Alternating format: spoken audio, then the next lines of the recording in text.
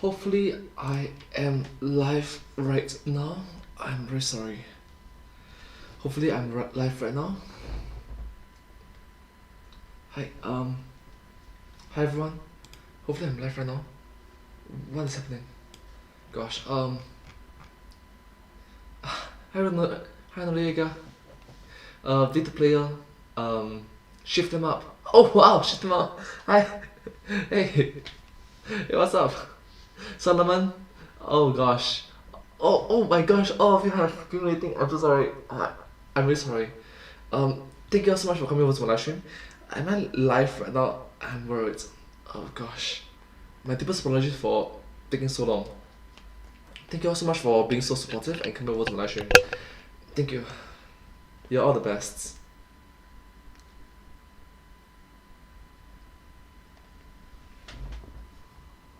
Oh gosh. Oh my gosh. How are you doing? Thank you so much, Vita Play, for asking. I'm good, I'm good. Okay, it's gonna rain soon, so my laundry. Oh, good thing I. Oh my gosh, my laundry is gonna get wet. Hopefully, it's not gonna rain soon, lah. If it's gonna rain, how am I doing? Probably not good. If it's gonna rain, laundry not good. Shoot. I haven't been here in 2 months. I'm sorry, baby. 2 months.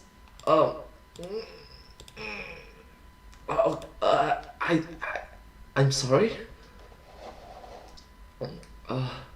Thank you so much, Shalom, for coming over to my live stream. Shifinawa, thank you so much. Noriega, thank you. Okay, I need to do the audio check. I'm going to react to 6 different YouTube channels, 6 different videos from the YouTube channel, The Food Theorists. It came out in the year 2021, which is last year. So let's check it out. But first, audio check, okay? Audio check, 1, 2, 3. Either my YouTube broke or your camera is at low FPS right now. Oh gosh, what's good to react? We got 6 videos lined up. Let's see. It's got the you can taste this video. You can taste this video soon. Can chocolate make you fall in love? I think it was during Valentine's Day, yeah. Then next is Subway tuna is not fish, featuring the odd ones out, which is awesome.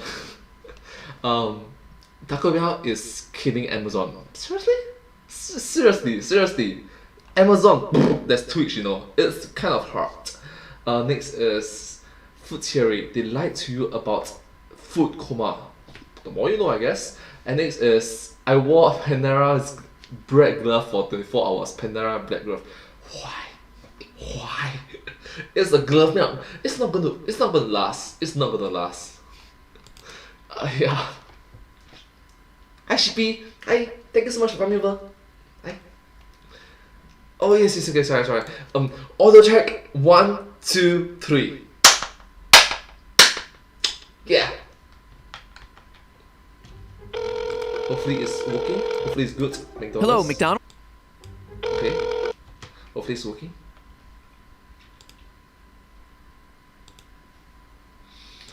Okay. To be honest, right? In regards to the lagging, right? FPS lagging. If I'm not wrong, I put it at 24 FPS or not 30 FPS because my current computer cannot go 60 FPS and it's just bad. My webcam right now that I'm using right now, right, costs like $10 plus, I think. $10 plus, I think. Yeah, it's not those kind of like $100, $200, $300. It's too expensive. I can't afford it. Even my computer right now that I'm live streaming from, it is $360 SGD, Singapore dollar. $360. That's my computer right now that I'm live streaming from. So not the best. I'm sorry. Anyways, audio check. Audio check. If that means there's a lag. Check. 1, 2, 3. Yeah. Oh gosh, I heard thunder. Hopefully it's working. Hopefully it's good. McDonald's. Hello, McDonald. Oh my gosh, it might actually rain. Gosh. Not the best. Okay, now it's normal. My YouTube was showing me. No, I think it's because my computer was is bad. I'm very sorry, Vita player. I'm sorry. maybe I can upgrade my computer, better RAM, better CPU. This computer, it doesn't even have a GPU, so yeah. I'm sorry for being poor. Anyways, focus. I have to do 6 videos. Hopefully I can finish all this before 2:30 p.m. or 3 p.m. in Singapore. So let's start. Let's go. In 3, 2, 1, and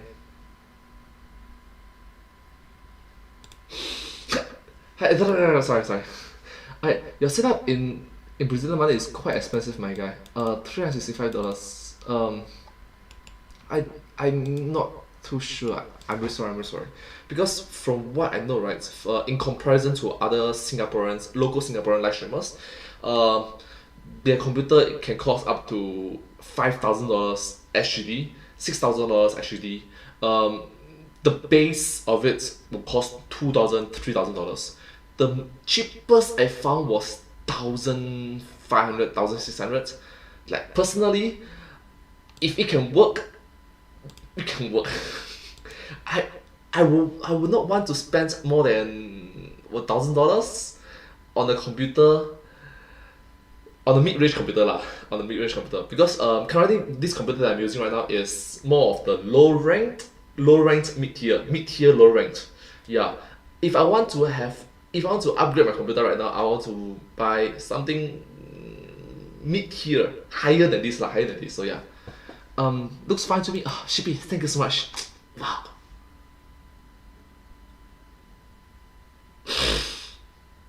Thank you so much.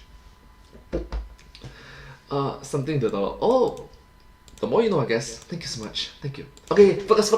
I got to watch this. You can taste this video. That means you can hear it, you can watch it, now you can taste it in the future lah. So, oh yeah, how do you think of this introduction will be?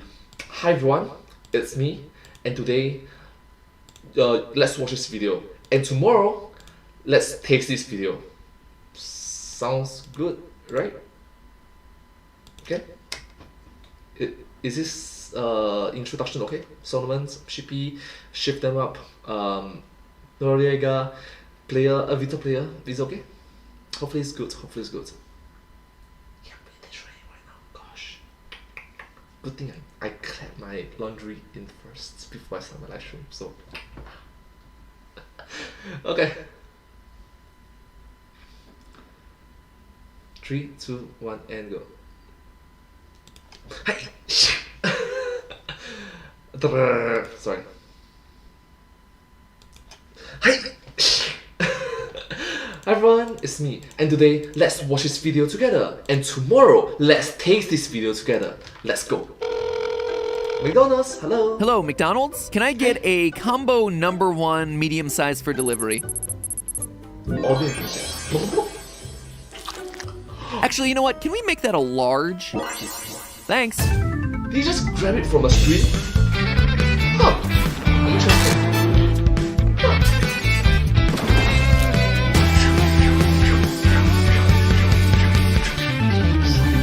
Hello, Internet. Welcome to Food Theory. Hello, Internet. Welcome to Food Theory. Hi. Never fear, while other channels are off theorizing about WandaVision, Food Theory's serving up what you really need, theories about Wonka Vision. That's right, MatPat just referenced the 1964 novel Charlie and the Chocolate Factory here in 2021. Now, if Yep, a lot of decades have passed since then. you've ever read it or watched either motion picture based off the book, then you'll probably recall Wonka Vision, Willy Wonka's fictitious invention capable of transmitting chocolate bars, among other things, through the air in a million tiny little pieces. Taste it, it's delicious. It's just gotten smaller, that's all. It's perfect. It's unbelievable. It's a miracle. It's a TV dinner. It's Wonka Vision. As a kid, Wonka Vision was pretty much the most magical thing I'd ever seen. True, it's TV dinner. No, it's Wonka Vision. Right up there with magic eye paintings, but with the added bonus of not giving you eye strain. Seriously, if you let your eyes go out of focus, and then you cross them, and then you get really close to the painting, and then you move your face slowly away from the painting, you'll see dolphins. They're 3D. They're leaping out of the screen. I just feel nauseous. What a weird trend. Only 90s kids will understand. But seriously, Wonka Vision, think about this. The idea of a physical candy bar being broadcast right into your home. Come on, that sounds incredible, right? Of course, the concept makes my head hurt a little bit now that I'm adult. Law of conservation of mass might have a thing or two to say about a huge chocolate bar becoming a fraction of its original size. Really, there is no shortage of scientifically questionable things at play in this scene. But we can learn from like the MCU, the Ant-Mans and the Wasps. You know, with the pink particle, can time travel as well. And yet, this fantastical invention, this product of pure fiction, this seeming impossibility of science is closer than we all think. You heard that right, theorists. Hold on to your top hats and purple velvet, because we're soon gonna have access to Wonka Vision. Food transmitted directly into our homes via the airwaves. The future is now, people. Or at least it's coming real soon. And I'm the one who's gonna explain how it's gonna get here. So last year, a team at Japan's Meiji University revealed a prototype device known as the Norimaki synthesizer. Norimaki synthesizer. And note that when he mentions last year, this video came out in the year 2021. Right now it's in the year 2022. So quite some time have passed. I'm sorry. A so-called taste display capable of artificially creating any flavor you can think of. You simply tell the contraption what flavor it should produce, touch your tongue to the end, and that exact flavor hits your taste buds. Home Miyashita, the creator of the Norimaki synthesizer, Hi, Home Miyashita. Hi. reportedly got his inspiration from RGB displays, video screens like the ones that you're watching now. He noted how easily our eyes are tricked into believing the images on video screens are real, even though they're technically nothing more than a bunch of pixels composed of red, green, and blue light. Yes, RGB. Fun fact, RGB stands for red, green, and blue. So the more you know. Let's continue. Man, please tell me that the fly thing worked on at least somebody watching this video right now. Did one of you try to swap the screen or at least roll your eyes that a fly had landed on your screen? Well, there you go. It was just a trick of a bunch of red, green, and blue pixels. And Miyashita realized that if those three simple building blocks, red, green, and blue light, were able to trick our eyes, then maybe our taste buds could be fooled the same way. After all, our current understanding is that there are really just 5 basic tastes: sweet, sour, salty, bitter, and umami, sometimes referred to as savory or meaty. And if presented to our taste buds in the correct proportions, these 5 building block tastes can blend to create any flavor out there in existence. But having said that, it's important to recognize that a lot more research needs to be done. It is a very new field to explore into. So thank you so much. Much like how 3 colors of light can create any image that we see on a video screen. Quick side note on that RGB screen, by the way. You might be wondering why the 3 colors of light used by an RGB screen aren't red, yellow, and blue. After all, in grade school, we learned that those are the primary colors. If you mix red, yellow, and blue paints together, you can achieve any color under the sun. Well, yes, that is technically true for subtractive color mixing. That's when you're dealing with paints and pigments and substances that absorb light. But here, we're actually using light itself. We're projecting light. And when you mix colors of light together, the rules of additive color mixing apply, which is why you need green instead of yellow. The more you know. So knowing that, let's take a look at the Norimaki synthesizer prototype, which got its name from its similarity to Norimaki sushi rolls. Inside the device are 5 gel-filled tubes, each containing a different electrolyte solution responsible for one of the 5 basic tastes. The tube containing glycine is responsible for sweet, the sodium chloride tube is salty, glutamic sodium is umami, citric acid is sour, and magnesium chloride is bitter. Why did they choose 5 electrolyte solutions? It's because they conduct electricity, and that is the key component of how the Norimaki synthesizer works. Basically, the Norimaki synthesizer completes an electric circuit between your tongue and your hand, which allows for ion electrophoresis to occur. In short, the electric field causes the positively charged electrolytes inside the gel-filled tubes to move further away from your tongue, so you can't taste them as much. And since there are 5 different circuits at play, this allows the Norimaki synthesizer to adjust the electric field in each individual gel tube as needed. As an example, let's say someone wanted to recreate the taste of, I don't know, Diet Coke. Just a hypothetical individual user of this device.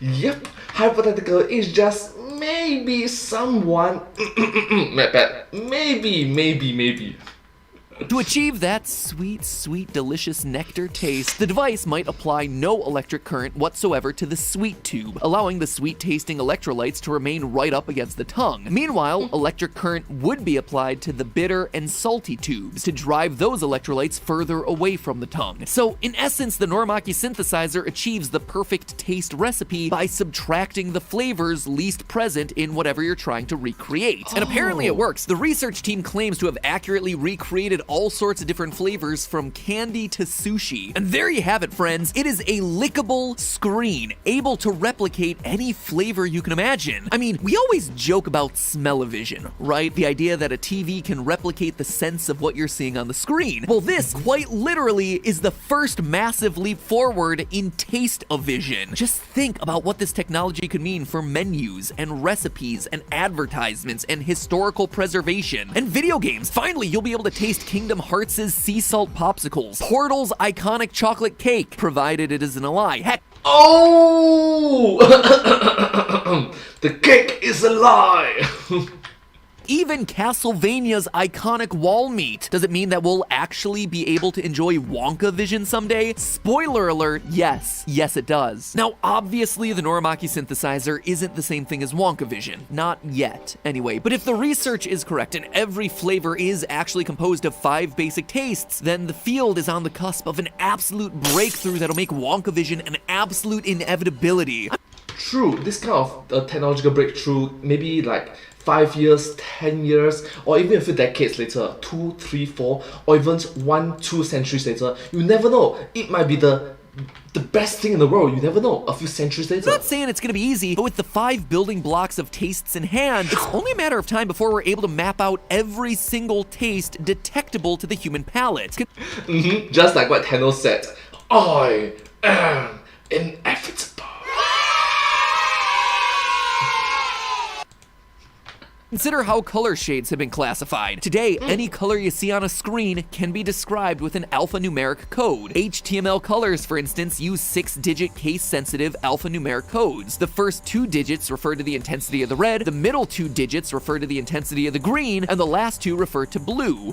You must recognize that is a visible light spectrum for the human eyes. 00000 or 0 intensity of all colors is black. FFFFFF or full intensity of all colors is white. 0000FF is blue. 842593 is a specific purple color reserved for killers, and so on and Ooh, FNAF! 5 Nights at Freddy's, the purple guy. I'm sorry. so forth. In all, those 6 alphanumeric digits are able to describe over 16 million different colors, which, go figure, is about 15 million more than the human eye can detect. And a similar system can absolutely be adopted for taste. The Norimaki synthesizer is proof of it. So join me, if you will, as I let my theory brain run free for a minute. Because the way I see it, mapping every flavor allows us to infuse any flavor we want into any edible substance that we want. That means that we could say, take a little bean-shaped piece of gummy agar, infuse it with the flavor of a jelly bean, and in essence create a fake jelly bean with the same flavor and consistency as the real one, maybe even with a fraction of the calories. Theorists, it means I could infuse glasses of soda water with the flavor of Diet Coke. Plus, as we develop more edible materials with different textures and consistencies, it'll only become easier and easier to make artificial food that's indistinguishable from the real thing. There's already a ton of research and development going into edible polymers and other edible packaging. Similar strides could absolutely be taken in search of edible substances that are tasteless but feel crumbly. Whack. But having said that, you must recognize that this video came out in the year 2021, right now it's in the year 2022. It will not be possible for the masses, in the public masses, for the next few centuries, or even millenniums. I'm sorry. Oozy or crunchy in our mouths. Granted, mapping flavors and manufacturing edible polymers is still an early business, but I look at it this way. When I was born, Nintendo had just released the 8-bit NES. Today, just a few short decades later, we've got 9th-gen consoles that have me doing double takes at the screen because it feels like I'm watching an actual basketball game. When I was in grade school, they taught us that different regions of the tongue sense different flavors. The thinking at the time was that there was a sweet region, a salty region, and so on. Today, thanks to additional years of research, we know it's not that simple. Taste buds capable of tasting all 5 flavors are in fact scattered all over the tongue. A decade or two from now, imagine what we'll know. My point is that artificial flavoring is gonna get better. Edible material is gonna get better. And when they get good enough, 3D food printing, 3D food printing is gonna be the thing that brings Wonka vision to life. I promise that I haven't gone off the deep end here, theorists. 3D food printing is already a thing. As we speak, there are companies printing candy, pancakes, heck, even meat. All it takes is filling out the printer cartridge with the right food ingredient, sugar and flavoring, pancake batter, plant-based meat substitute, and then letting the 3D printer go and do the rest, slowly, layer by layer, to make everything from mind-blowing geometric sugar designs to incredibly realistic replications of steaks. Excuse me, waiter, I ordered my food like an hour ago. I sincerely apologize. The chef is having troubles with the printer. And one thing that's already being printed is chocolate. I'm telling you, we are this close to Wonka vision being a reality, like Black Mirror levels of close. Imagine, if you will, having a 3D food printer in your home. You put in a taste cartridge, inside are 5 electrolytes capable of matching any known flavor. Then you put in a materials cartridge filled with tasteless edible filaments capable of mimicking all sorts of food textures. Suddenly your 3D printer springs to life. It's received a recipe from this bizarre reclusive chocolatier with a bad haircut from halfway across the world via the Wi-Fi. You stand back and you watch as your 3D printer creates a chocolate bar out of thin air. You reach out and you bite into it. It sure tastes like a chocolate bar. It feels like a chocolate bar. And the best part is that this food that delighted your taste buds actually has a fraction of the calories and sugar. Even has some vitamins and minerals thrown in. Your taste buds get chocolate and your body gets a multivitamin. And all we're missing is lickable wallpaper. It tastes so real. Try some more. The strawberries taste like strawberries. The snozberries taste like snozberries. Oh wait, that exists too. Well done, Wonka. You may be the dreamer, but the scientists of today are the ones making it a reality. But hey, that's just a theory. A food theory. Thanks for watching, theorists. If you enjoyed this theory about the future of food, make sure to lick that subscribe button. It tastes like a snozberry. Go ahead, try it. Find out what a snozberry tastes like. And while you're on screen licking, definitely check out our recent episode on Mr. Beast's new virtual restaurant. That's right, I said virtual restaurant. Not only is it not real, but it could very well be the future of how we order food. Link for that episode is on screen right now. And I will see you all next week. Bon appetit. Thank you so much for watching this video. I hope you find this video very interesting to watch. Thank you all so much. A lot of technological advances. I'm just thankful that there are so many wonderful room for improvements for this kind of technologies, and maybe a few decades, a few centuries later, maybe even in my lifetime, in your lifetime, it might be possible to actually enjoy this luxury to be a mundane thing. You never know. Anyways, thank you all so much for watching this video. I hope you find this video very interesting to watch. If you do like this video, please remember to like, share and subscribe to my channel, and comment down below if you have anything to share with us down below. Don't forget to follow my channel, and sincerely appreciate all of the support and encouragement for my work. It's very motivating, uplifting and just encouraging to see all your supportive comments. Thank you so much. But hey, that's just a theory. A food theory. Bon appetit.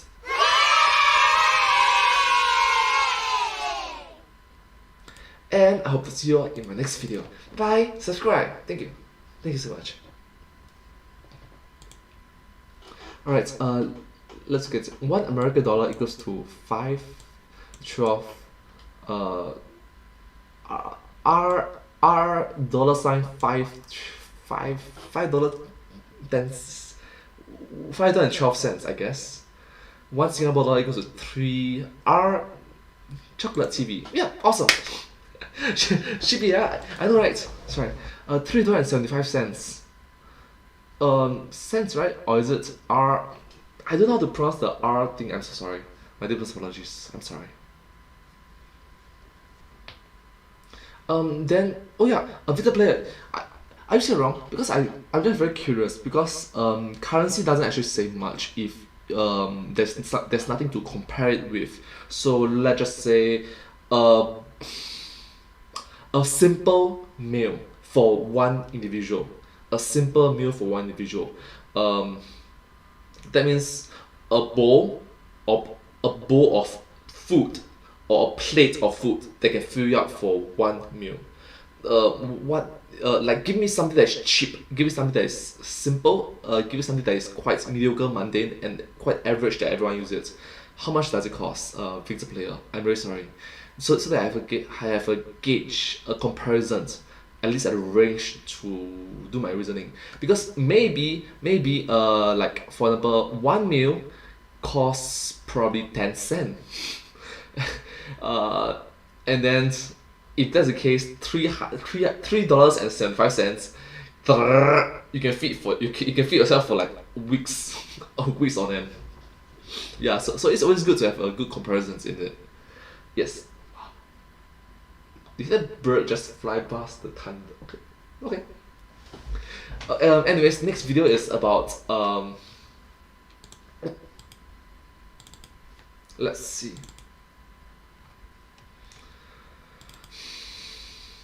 How to make... Can chocolate make you fall in love? Oh, Valentine's Day. So anyways, how did you celebrate your Valentine's Day? So you're... Everyone.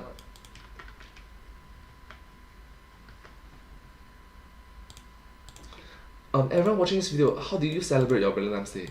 For me, how I celebrate my Valentine's Day is editing videos. I'm sorry. Thumbnails, titles, those sort of stuff, YouTube sort of stuff. I'm really sorry that I don't have a partner to celebrate Valentine's Day with. My deepest apologies. I'm sorry. Chocolate bar would be a good comparison. Oh, true. Shippy makes a good argument. True. Chocolate bar. How much does a chocolate bar cost in the $? I'm very sorry. Okay. Anyways, focus. This is about Valentine's Day. So, any suggestions? Any ideas? Chat. Any ideas on how do I start these introductions?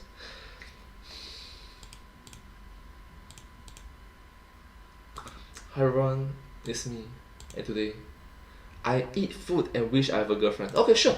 Okay, hi everyone, let's see. Actually, I changed it a bit.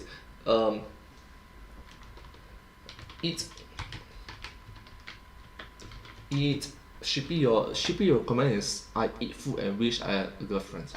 I'm going to change it a bit first lah. Eat food.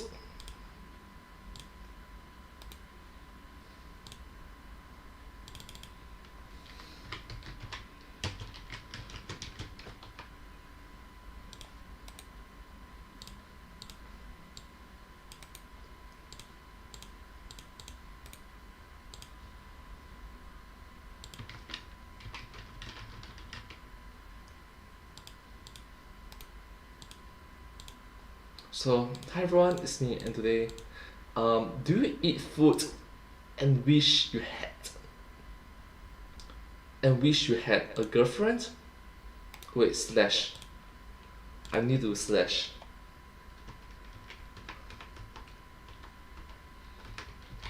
Boyfriend.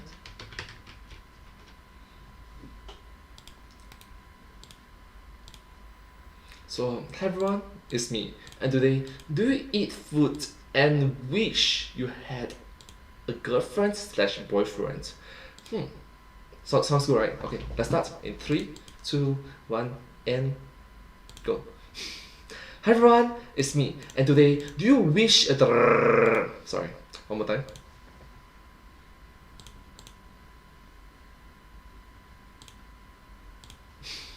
Hi everyone, it's me, and today, do you eat food and wish you had a girlfriend slash boyfriend? Let's find out. So you're telling me this is a love potion? I don't know, stranger I just met on the street. I am a bit skeptical. How does it work? What do you mean? You drink it. Boom, you're in love. $50 for the bottle, final offer.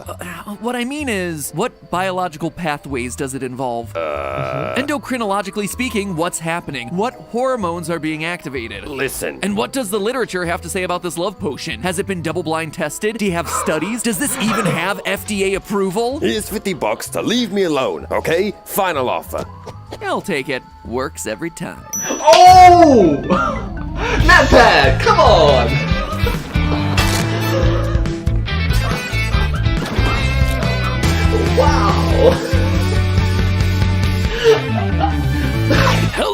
Internet, welcome to Food Theory. Hello Internet, welcome to Food Theory. Hi. Wow. Love potion. This Valentine's Day, we're giving you the gift of knowledge. Sorry, can't return it. We threw away the receipt. As you know, theorists, February 14th is right around the corner. And if you didn't know that, I'd suggest you start making dinner reservations real quick. Right, this video came out in the year 2021, February. So yeah, right now it's in the year 2022. I'm sorry, but let's find out. Long together. story short, it is the season of love, and nothing says love quite like food. We're talking romantic dinners, chocolates, candy hearts, and if you don't have a date this Valentine's Day, statistics show there's a good chance stress eating will be involved. But here's what I want to know on this, the most romantic day of the year. What's the most romantic food? What should two lovebirds actually be ordering off the menu? As you might imagine, certain foods should be more effective at getting you in certain moods than others. For instance, the only mood fried chicken wings are putting me in is the mood for a nap. That's right, theorists. Today's episode is all about aphrodisiacs. Named after Aphrodite, the Greek goddess of love, aphrodisiacs are substances capable of arousing romantic desire. The more you know, aphrodisiacs. The more you know. Now, there's a ton of conflicting information out there on this topic. A simple Google search for aphrodisiacs turns up dozens of foods and products that'll supposedly get you in the mood. Meanwhile, that same Google search also yields dozens of results claiming the exact opposite, that aphrodisiacs are a complete myth. And I can't help but wonder if all the naysayers have it right. After all, if oysters, chocolate, coffee, ginger, maca, pumpkin, pine nuts, apples, avocado, asparagus, pomegranate, celery, watermelon, strawberries, cherry, honey, fish, and tiger penis are all legitimate aphrodisiacs, how in the heck would anyone get anything done? So Wait a minute first. Wait a minute. Why? Why is there a tiger? Why? today we're gonna hear what science has to say about all this. Are aphrodisiacs real or not? And if they are, how do you use them to make the Valentine's Day meal to end all Valentine's Day meal? You do recognize that tigers right now in the year 2022 are endangered species. Please don't them for their They say that the way to a man's heart is through his stomach, but today we're making a pit stop to the brain to learn all about the real ins and outs of love food. So all aboard the love train, theorists, because today we're bringing you those hashtag Aphrodisi facts. Don't feel obligated to use that hashtag, by the way. In fact, you know what? You know what? Don't. I just said it, and I immediately regretted it. Now then, according to a team of scientists led by anthropologist Dr. Helen Fisher at Rutgers, Hi, Dr. Helen Fisher. Hi. romantic love can be broken down into three main categories: lust, attraction, and attachment. The reason for these three divisions is that different hormones are at play in different categories. For example, lust, or the animalistic drive to reproduce, can be linked to the hormones testosterone and estrogen. To reproduce, to mate, to breed. The androgens. When the brain's hypothalamus stimulates the production of more of these hormones, the result is an increase in libido or higher sex drive. Next up, Okay, yeah, I forgot to mention, MedPad, let's keep this wholesome, let's keep this educational, let's keep this family friendly. Yep. Tiger, that is thing. attraction, which is similar to lust, but distinct in that it utilizes the brain's reward pathways. You know how there's that overwhelming infatuation that new partners experience in the early stages of a relationship? Well, this is actually the result of positive, rewarding neurotransmitters flooding your brain each time that you're with that person. I think it's called limerence, I guess. Limerence. It can last from 12 months to 36 months. It's that kind of feeling of, you are the one, my one true love, you are my soulmate. But after this period of 12 to 36 months, if there's nothing more foundationally anchor big rock to settle down, things can get fast. Like I'm talking about kids, children, or if personal preferences is like personal values, principles, what do you stand for, right? So it is those kind of things that have similarity that can help couples, that help relationships grow. So yeah, This is biologically what's meant by attraction, and feelings of attraction are largely connected to the hormone dopamine as well as norepinephrine and serotonin. Last and probably most importantly is attachment. Eventually your brain is going to get tired of all those dramatic rushes of neurotransmitters. The floods become less intense and your tolerance goes up. This is the attachment phase, the stage of comfortable stability that long-term romantic partners often achieve. The attachment phase, the stage of comfortable stability. Oxytocin, sometimes referred to as the love hormone, or alternatively, the cuddle chemical, as well as vasopressin promote this sort of deep bonding. And it's worth mentioning that this effect isn't exclusive to romantic relationships. Attachment can also apply to deep interpersonal connections like friendships or the bond between a parent and a child. And maybe like a pet or something, or maybe I just love inanimate object as well. Case in point, it varies from individual to individual. Okay, so that breaks down chemically our three main types of love. So knowing what hormones are at play, the rest of the episode should be an absolute breeze, right? All we gotta do is identify the foods that trigger these hormones, and bam! That's our list of legitimate aphrodisiacs.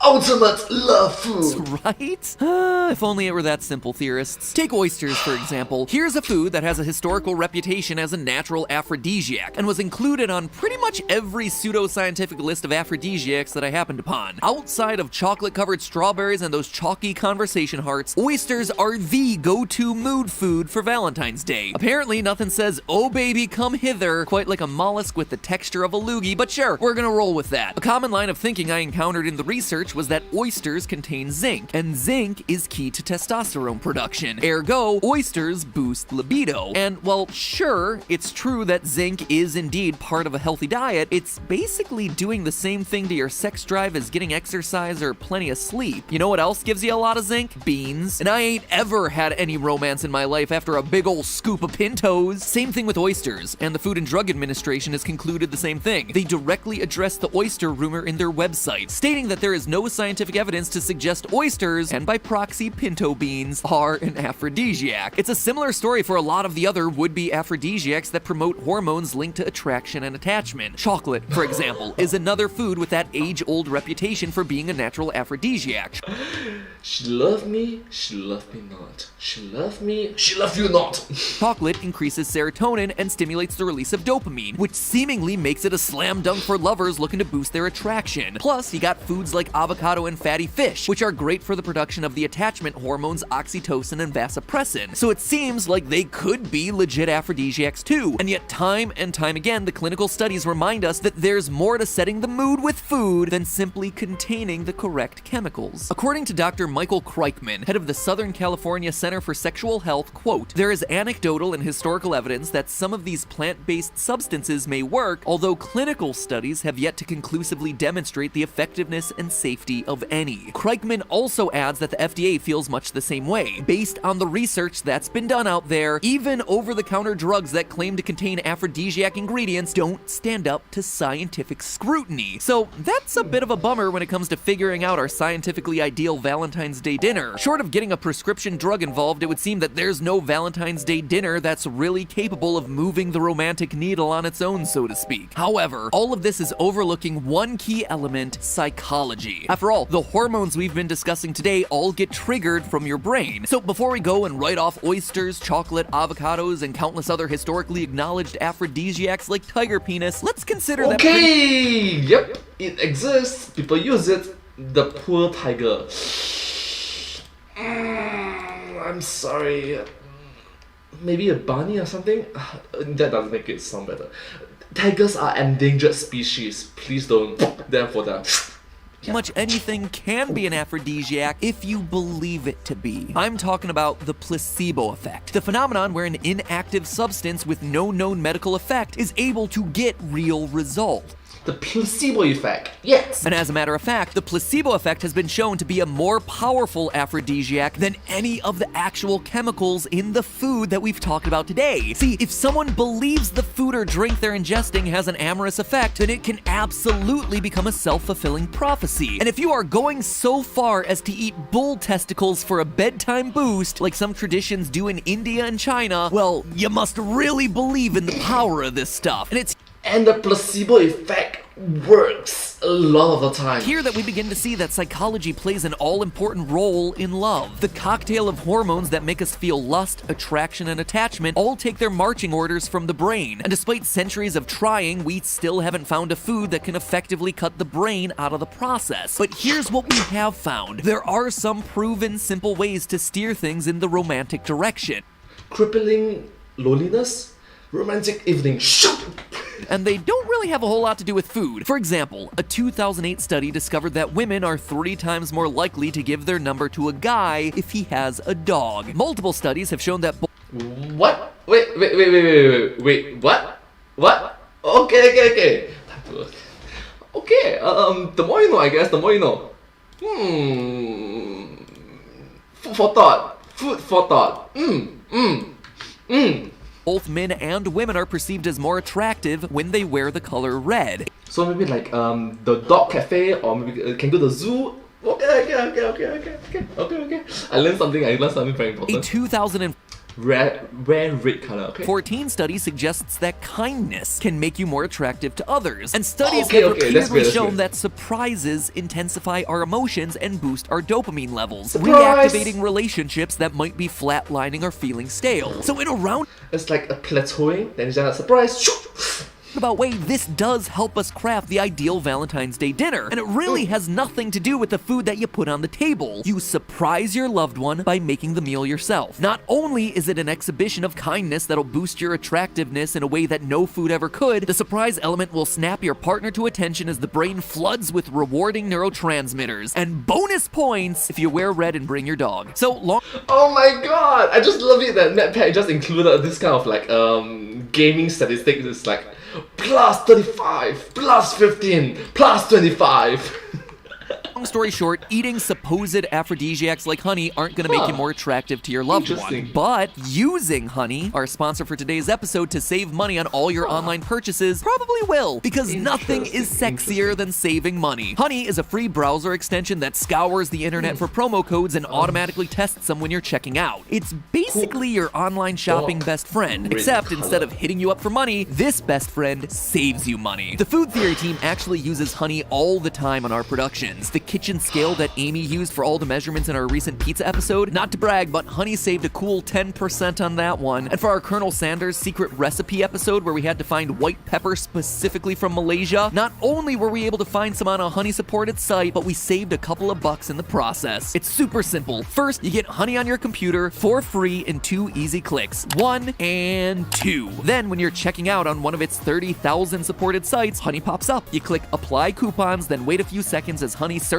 for coupons on the site. If honey finds a working code, boom, your prices drop. So yeah, it's safe to say that we here at Food Theory are all about the honey browser extension. It's free and it works with whatever browser we happen to be using. It's simple. If you have a computer, honey should be on it. Well, not that honey, unless of course you're into that sort of thing. Here's the deal, theorists. Get honey for free today by going to joinhoney.com/foodtheory. I repeat, joinhoney.com/FOODTHEORY. But since that's a lot to type in, just go to the top line of the descriptions and click it there. That'll let them know that we sent you, that we're a good partner to them, and that they should continue helping to fund this show. Once again, a huge thank you to Honey for sponsoring today's episode, and always, friends, remember, it's all just a theory. A food theory. Bon appetit.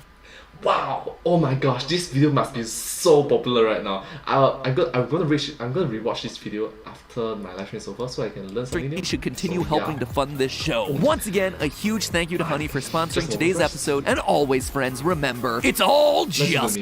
So Valentine's Day is coming up, so chicken, anyone? Oh, a bouquet of chickens instead of a bouquet of flowers. Huh, interesting. But anyways, thank you all so much for watching this video. I hope you find this video very interesting to watch. If you do like this video, please remember to like, share, and subscribe, and comment, and follow. And I hope to see you in my next video. But hey, that's just a theory. A food theory. Bon appetit. Thank you.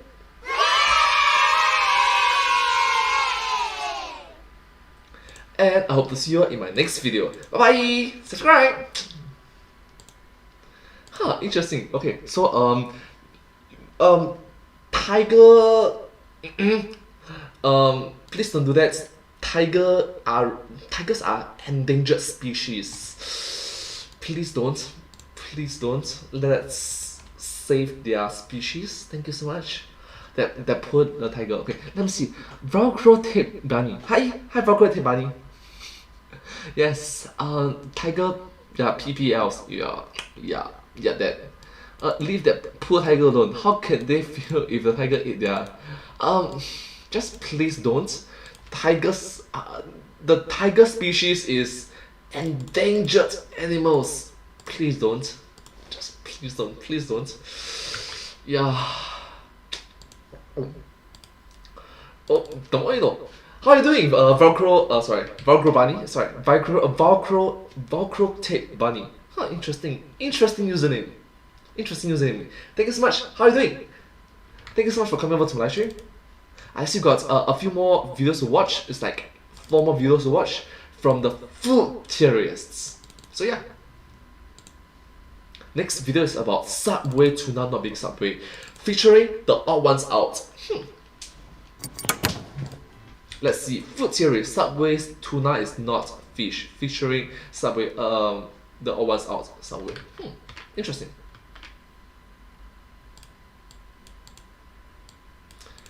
Okay.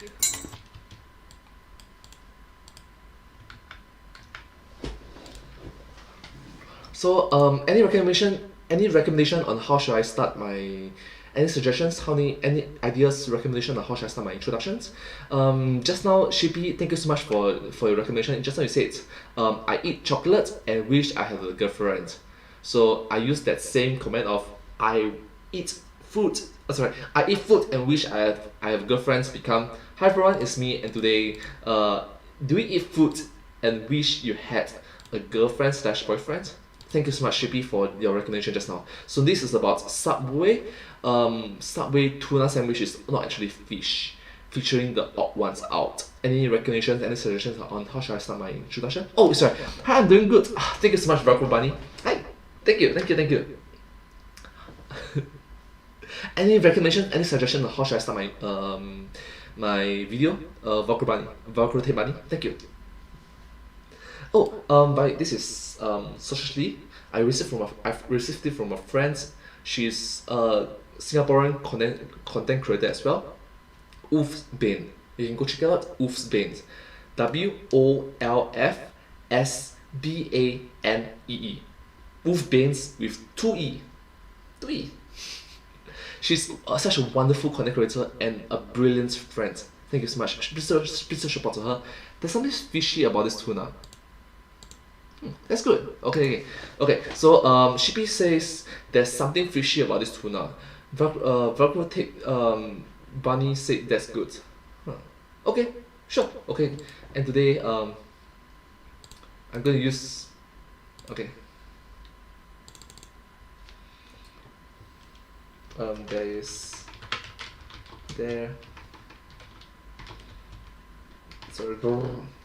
There's something fishy.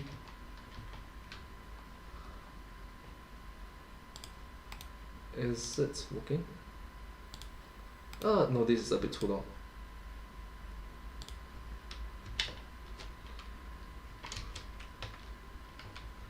There's something. It's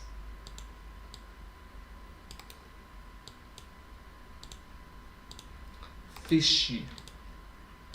Okay, I'm going to listen to Velcro Tape Bunny, and also going to listen to Shippy's comments, their recommendations. So yeah. Fishy. Okay, there's something fishy about this tuna.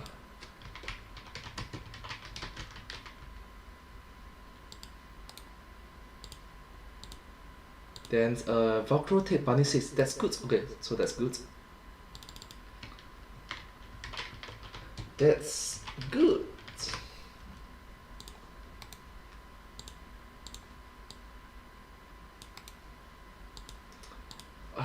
Thank you so much, Velcro Tape Bunny. Thank you so much, Shippy. Let's start my video.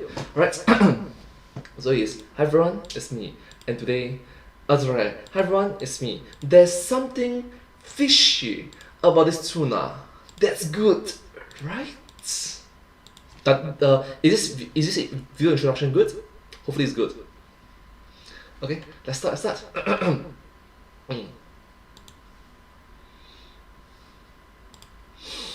Hi everyone, it's me. There's something fishy about this tuna. That's good, right?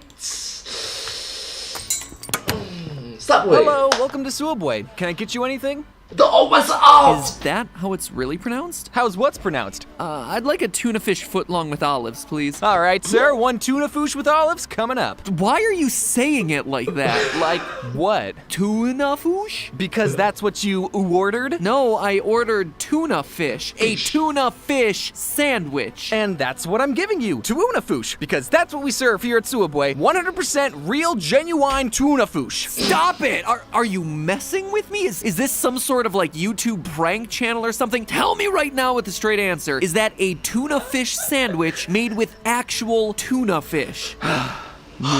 No, it's not. Then what is it? Also, why are there so few olives? Jerry, thank you so much. Featuring the odd ones out. Odd ones out.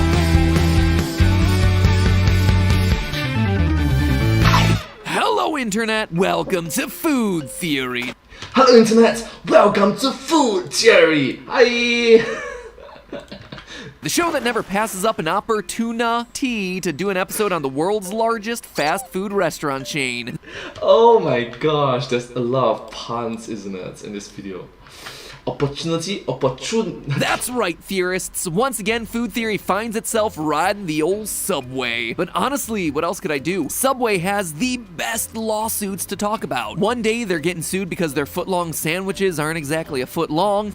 2013, which is 9 years ago, right now it's in the year 2022. The next day, a Canadian news program is claiming 2017, right now it's in the year 2022, that is 5 years ago. Subway's chicken is actually half soy. The next, the Irish Supreme Court is 2020, which is 2 years ago. declaring Subway's bread too sugary to be considered bread. At this point, I could probably just spin off an entire channel dedicated to Subway theory. Eat fresh. But now, theorists, it seems as though I love it, like the game theorists, the film theorists, the food theorists, and the Subway theorists. Eat a fresh. Subway lawsuit to end all Subway lawsuits is upon us. Last month, defendants Nalima Amin and Karen Danawa, oh no, it's a Karen alert, filed a complaint about some fishy behavior going on at the local Subway. Or maybe I guess it was the opposite of fishy. I'll let you be the judge. Alright, stop for a moment first. Even though I recognize that in this current society, we say Karens, but I personally know of Karen who is very nice. So let's be understanding, shall we? Thank you so much. Thank you. According to their complaint, the tuna sandwiches that they'd been buying didn't actually have tuna in them. Now, this might not come as a huge surprise to anyone who's been paying attention. After all, a 2019 report by Oceana showed that over 20% of fish sold in the US is mislabeled, which is a stat in and of itself that is absolutely insane. I mean, think about that. According to this study, which was done in multiple states with hundreds of fish, 1 in 5 fish that you order is you getting the wrong fish. According to the report, if you order sea bass, Fish, question mark. the chances of you actually getting real sea bass is less than half. It is a wild report and an easy short read, so the link is down in the description if you want to have that veil ripped off your eyes. And get this, that 20% error rate actually holds true worldwide, which, it's just sad, man. Stop being skeezy business owners, people, just saying. But here's the part that really reeled me in on this story. These women are claiming that this was no accident. They're accusing Subway of intentionally serving non-tuna in order to cut their costs. And we're not just talking about non-tuna here. This wasn't just them swapping out a cheaper fish. According to the complaint, they, quote, found that the ingredients were not tuna and not fish. Okay. What? Theorists, this simply boggles the mind. Because if the tuna-tasting material found in Subway's tuna sandwich isn't even fish, what the heck is it? Oh, what is this? Tuna? Just give me a cookie. Think of all the dietary restrictions. restrictions, religious and otherwise, that would be violated if customers were eating tuna sandwiches that secretly contained non-fish meat. Think of all the allergy and health risks posed to unwitting customers. It's an ethics issue, a health issue, and absolutely a legal issue. Now, the plaintiff's complaint is light on the details. Their filing didn't explain what tests were conducted, and it offers no information as to what the so-called tuna might actually be. Only that it is, quote, made from anything but tuna. Currently, the duo is suing for $5 million. However, as the Washington Post reports, quote, attorneys for Danawa and Amin hope to get their claims certified as a class action, which could open the case up to thousands of Subway customers in California who purchased tuna sandwiches and wraps after January 21st, 2017, which, ironically enough, would include me. Now, the burden of proof is on the accusers, and they haven't presented any actual evidence as of yet, but the women claim to have lab test results to prove their case. They don't really say what those tests were, how they were conducted, and what exactly was found, but apparently they're there, maybe. Subway, as you can imagine, has flatly denied all of this. So here's what I want to know today, theorists. Is it true? Is this yet another example of Subway being exposed? Or is there something else going on here? Who's gonna win this lawsuit, friends? And most importantly of all, what is Subway's tuna actually made of? To be honest with you, right, I recognize that in this society, in the industry, is the unfortunate mislabeling of some fishes from other fishes is just inevitable sometimes. But we must recognize that tuna is a fish. Mislabeled fish is still a fish. Let's dive in, theorists. Something smells fishy, and it's time to see what's up. Now, immediately off the bat, this Subway lawsuit is different from the ones that came before. This isn't an argument about the definition of footlong or the amount of sugar in bread. This is as clear-cut as it gets. They're claiming there is no fish whatsoever present in the tuna salad that Subway serves. And shortly after filing the complaint with the court, the plaintiff's attorney began reaching out to the media. Not just the local and regional outlets either. They emailed directly with the Washington Post. National outlets picked up the story in no time. I mean, who can resist a title like Subway's tuna is not fish? That's not possible. I can understand that maybe, unfortunately, tuna might not be actual tuna, but tuna might be mislabeled as not tuna, but it's ultimately still fish, right? It's still fish.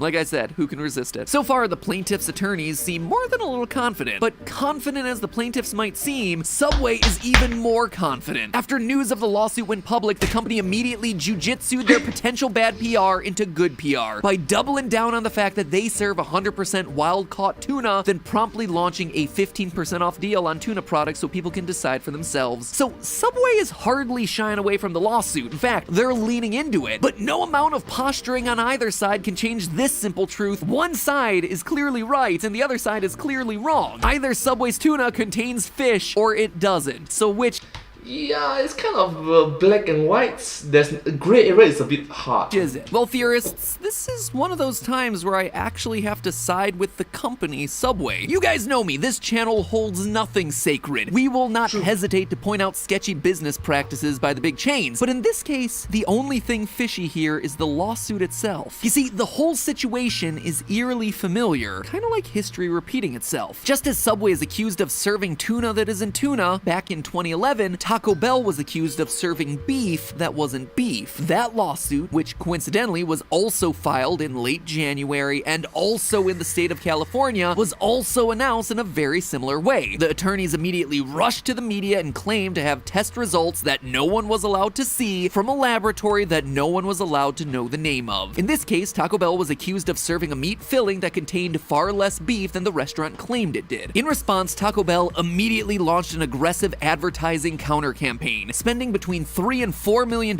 on full-page newspaper ads in USA Today, the Wall Street Journal, the New York Times, among others. These ads, get this, began with the words, "Thank you for suing us," which, slow clap, is just a ballsy move, guys. The premise of the ad campaign was that by getting sued and making headlines, it gave Taco Bell the chance to talk about how much quality their beef actually does contain. In April of 2011, 3 months after it all began, the plaintiff voluntarily dismissed their lawsuit against Taco Bell, which, if you truly had solid lab-based evidence for your claims, you probably wouldn't do. According to Taco Bell, Then why in the first place do you even sue sue in the first place.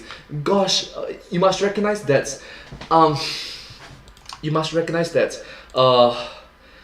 Do not, under such serious circumstances, such dire, such strong, such huge situations, such circumstances, please don't accuse someone if you don't have the correct evidence to it. If it's a small light things, it's like haha, you sleep for 7 hours instead of 7 hours and 1 minute. It's small little things. But when it comes to the huge serious stuff, please take it seriously. Thank you so much. Thank you. And just think it through. 三思而后行. Actually, you know what? 30思而后行. No. 3000, 300, 3万, 30万, 3亿, 3兆. Meaning to say, think multiple different times before you actually start moving in their directions, because the end result is extremely serious. The circumstances, the situations, the context matters. If it's a small context, nice, okay. But when something's so huge, please don't. Let's be understanding. Let's be polite. Let's be thoughtful and stand from the point of view. Alright? Thank you. No money exchanged hands and no changes were made to their products, ingredients, or advertising. And it seems to me that the whole Subway situation is just the Taco Bell case all over again. I mean, consider this. In order for Subway to get away with lying about their tuna for years, we're talking about a small conspiracy with lots of dumb decisions along the way. First, someone high up would have to decide that the price of tuna, which is estimated to be about 16 cents per 6-inch sub, was so high that the only option was to lie, break the law, and thereby risk a massive lawsuit. It assumes that, for whatever reason, Subway, despite the high tuna cost, just didn't remove the sandwich from the menu. It assumes that raising the price of those sandwiches to cover those extra costs wasn't an option. And that is just the basics. It then assumes that Subway was able to develop not a non-tuna alternative, but a full-on non-fish alternative that tasted so similar to tuna that customers couldn't really tell the difference. Because this sort of assumptions, at some point in time you must recognize Occam's razor. It's just not possible. remember, the claim here is that there is no fish in the sandwich. Not just no tuna, no fish. And then which is impossible, come on. Maybe the tuna is mislabeled, maybe the fish is mislabeled, but there is confirmed guaranteed plus chopped fish there. Confirmed. Not only did they develop this alternate fish meat, but then they made it at a cost that remains cheaper than just buying the darn fish in the first place. Further, it assumes that Subway, after developing a non-tuna substitute, would choose not to shout this discovery from the rooftops and develop an entirely new sandwich marketed towards vegetarians, vegans, and or the 1% of the population that's allergic to finned fish. Finally, it assumes that people up and down Subway's supply chain, from distributors to factory workers to store managers to employees, including the companies listed as its tuna providers, companies that have certified Subway's tuna as dolphin safe, all of them were either in on it or oblivious to the whole thing. The entire chain of commands, you are telling me that they are all corrupted? A bit hard to fathom to this, you know. That's a lot of assumptions, friends. Granted, just because an explanation's complex doesn't necessarily mean it's untrue, but Occam's razor would suggest that Subway is on the right side of this one. Also known as the law of parsimony, Occam's razor is a Occam's razor, law of parsimony. problem-solving principle that states that the simplest explanation is usually the correct one. And here, our two sides are massive tuna fish conspiracy versus some people looking to squeeze a buck out of Subway. I mean, think about it this way. I started this episode talking about all the previous cases that Subway has been through in recent years. The sugary bread, the short footlong, the claims that were made about Subway's chicken being more filler than chicken, and now all of this about their tuna fish. When the footlong lawsuit was a thing back in 2015, Subway tried to settle out of court to get the whole thing to go away as fast as possible. They even admitted that, despite them believing that they were in the right, the media frenzy's the thing that got them to try and pay to make it go away. The bad PR was too much for them. And maybe that's why we see Subway in the news so frequently with these catchy headlines. Subway has shown the world that they're willing to settle these types of lawsuits, earning a quick payday for the plaintiffs and the lawyers provided that you make enough noise in the headlines. And now, there's blood in the water as everyone looks to take their own bite. Subway even addresses this very issue in their statement about the tuna fish. Quote, "Unfortunately, this lawsuit is part of a trend in which the named plaintiffs' attorneys have been targeting the food industry in an effort to make a name for themselves in that space." But here's the thing that everyone tends to overlook: how these cases end. Oh, sure, they all start with these really splashy headlines, but does anyone actually know how the Subway footlongs aren't actually 12 inches long debacle ended? Because There's a saying in Chinese called 杀鸡斩猴. That means you kill the chicken so that you can scare the monkey. that is our It's like a warning shot. key to all of this. As I just mentioned, Subway first tried to settle this thing out of court for about $500,000 to make it all go away. But then, even that decision was thrown out. The 7th U.S. Circuit Court of Appeals said nope. A 3-judge panel said that Subway didn't have to pay a cent because the What? whole case amounted to a racket, an attempt to try and shake down the company for easy money. Quote, "A class action that seeks only worthless benefit for the class and yields only fees for class counsel is no better than a racket and should be dismissed out of hand." And at some point in time, the reputations of the reputations are at stake, especially a company as big as Subway. Literally millions, multi-millions, even billions of dollars is involved.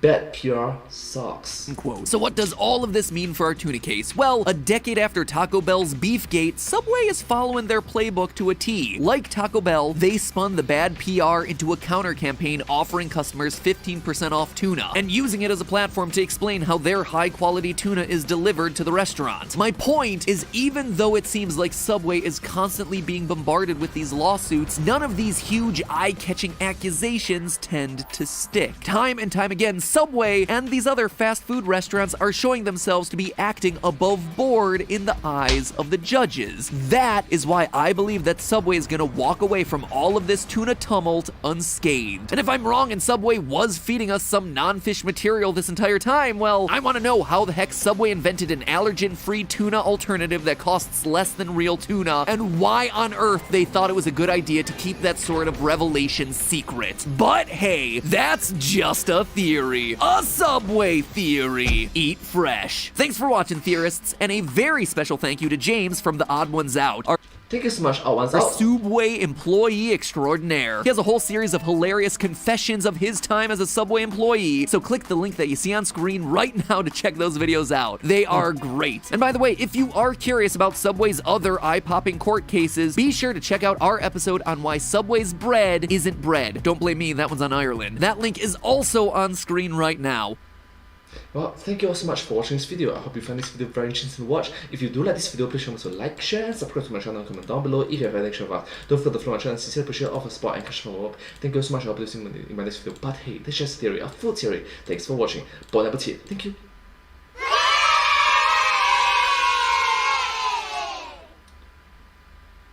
And I hope to see you all in my next video. Thank you so much. Bye bye. Thank you. I mean, seriously, come on. Why can't we... just for a quick buck, you shouldn't mess up someone else's reputation. You honestly shouldn't. It's always important to be understanding, polite, and thoughtful to one another. Especially something so big as in a class action lawsuit. It's super big, you know. It's super big. It's definitely confirm have fish one lah. Confirm have fish. The chain of command. You're trying to tell me that from the start to the end, the chain of command, no one mentioned, no one spotted any lies. No one spotted any false statements. It's just not possible. Right. Gosh, man. I hope that everyone watching this video, I'm thankful for all your positive, wholesome comments. Thank you so much.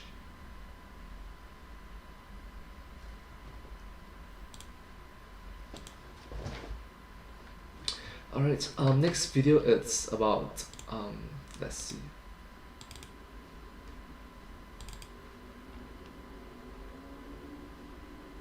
Taco Bell is killing Amazon. That's not possible, right?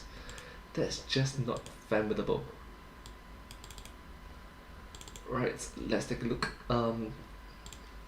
Welcome to Taco Bell.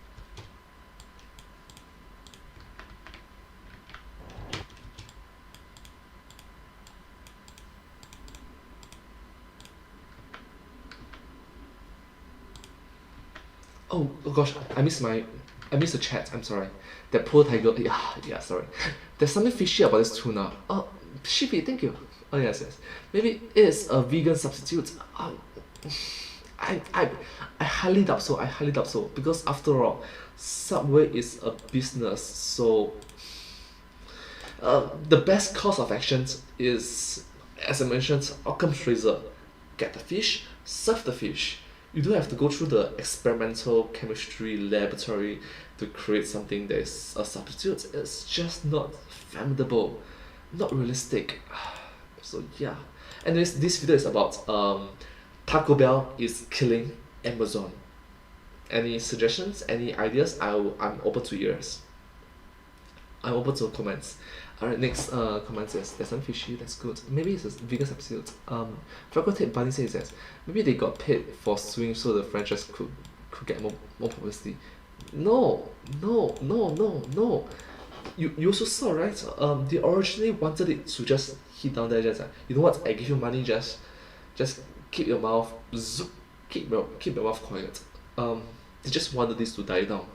But this sort of reverse psychology that, yeah, it's all just an act. At some point in time, this sort of reasoning just doesn't stick. Like, case in point, I do reaction videos. I used to do Twitch live streaming, right, with some of the biggest content creators in Singapore.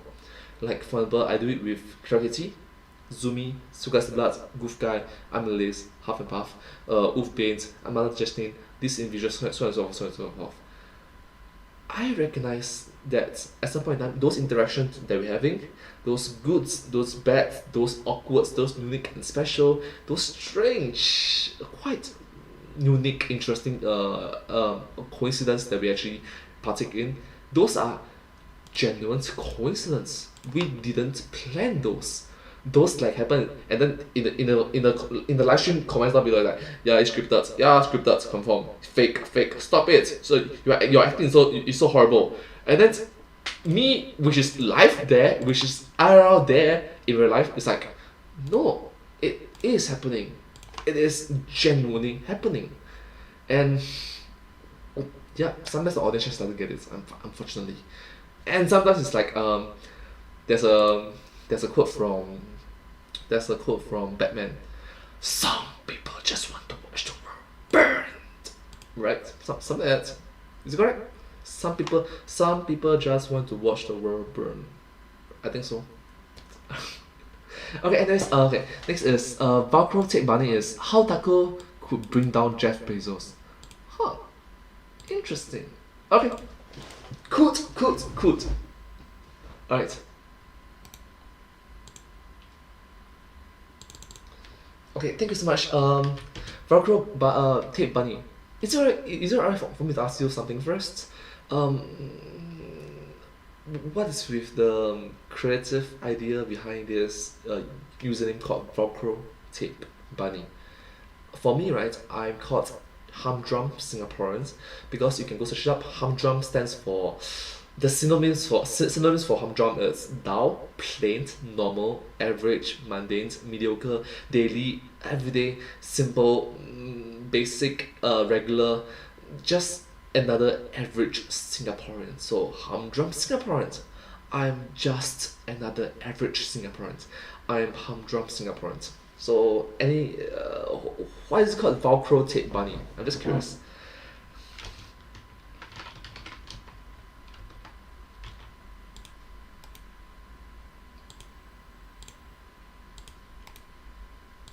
How Taco Bell? How tacos? Oh, how tacos?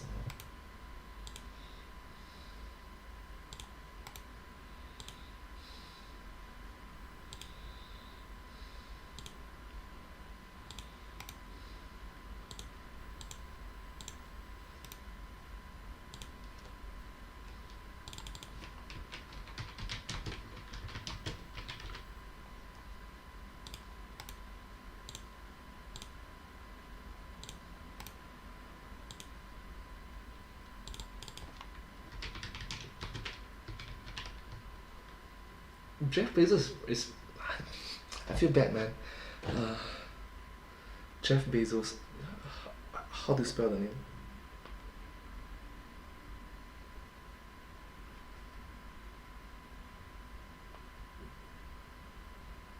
There's an S. There's an S. Jeff Bezos.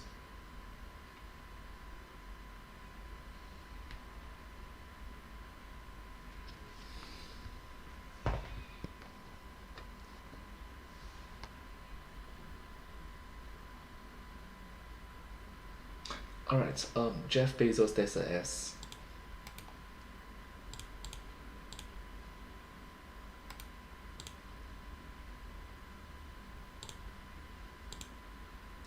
So hi everyone, it's me, and today, how does tacos, how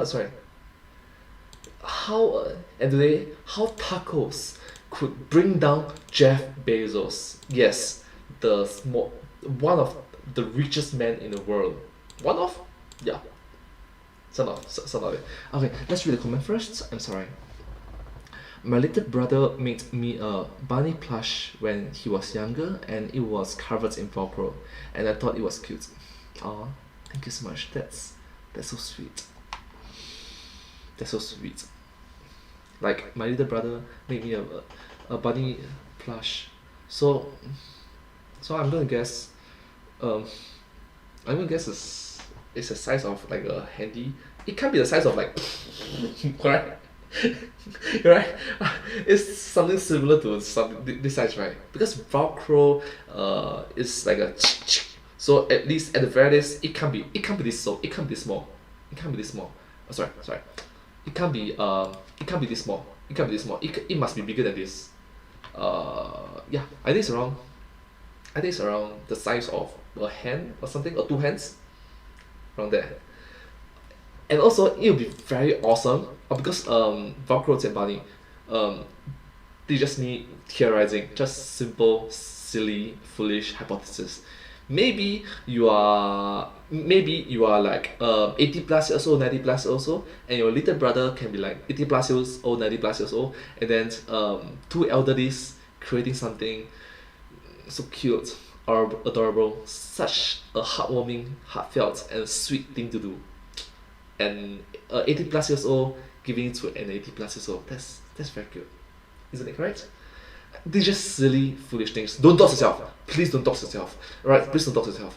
Don't reveal your age. I'm just gonna guess that you are probably 80 plus, 90 plus years old. Yeah, I'm just gonna guess it. 90 plus years old, 90, 80 plus years old. Yeah, 100 years old. Right, but case point is very heartfelt, heartwarming to receive a cute present. Wholesome name. Yeah, true. Shippy. Oh, Shippy. How about you, Shippy? Shippix. How about you? Why is your username so cute? Sheeppies. Maybe it's a goat. Meh. Or bear. Or maybe there's a farm. Or like Xiao Mei Yang on the cartoon televisions. Or maybe like similarly you might receive a doll as well, right? From someone that you know, someone that you love. Shippies. Maybe just come up with some very creative ideas. Creative origin story. It's like, maybe okay. I just thought of one very silly but very funny creativity. Okay. Imagine Batman origin story, and then instead of him fearing bats, when he was young, he was trapped in a cave filled with sheep, and when he grew up with his billionaire parents, they go to the theater, then boom, bam, he became an orphan, and then he went to train in a farm. Yes, instead of training in a cave filled with bats, he trained in a farm filled with sheep, and then he become sheep man. No, sorry. Sheepy. Sounds cool, right? This kind of silly origin story. I'm sorry. I just watched the trailer for the Batman movie that came out recently. So yeah. I just watched the recent Batman, so I thought that maybe instead of bats, it could be like sheeps. I'm sorry. I used to have lots of sheep I used to have lots of pet sheep as kids. Oh, wow, that's cool, very cool. Huh. Oh no, it should be sorry.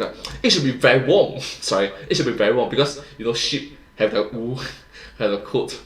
So instead of very cool, it should be very warm. Ah, so warm. So heartwarming, yes. Okay, focus. The introduction will be, hi everyone, it's me, and today, tacos. How tacos could bring down Jeff Bezos. Huh, interesting. Okay, let's start. Hi everyone, it's me, and today let's find out if tacos can actually bring down NG. One more time.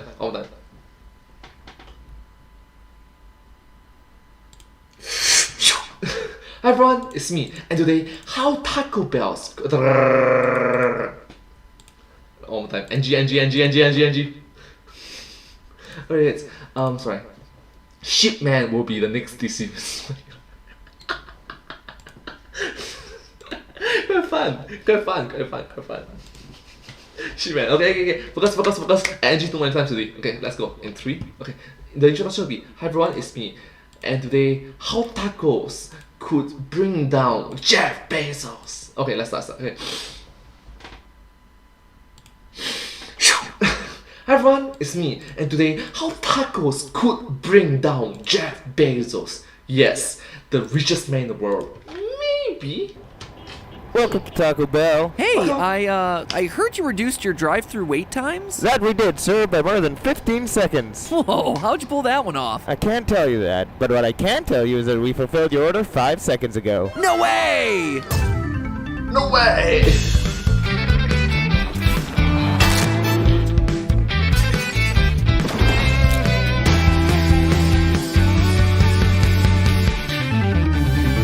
Hello, Internet! Welcome to Food Theory!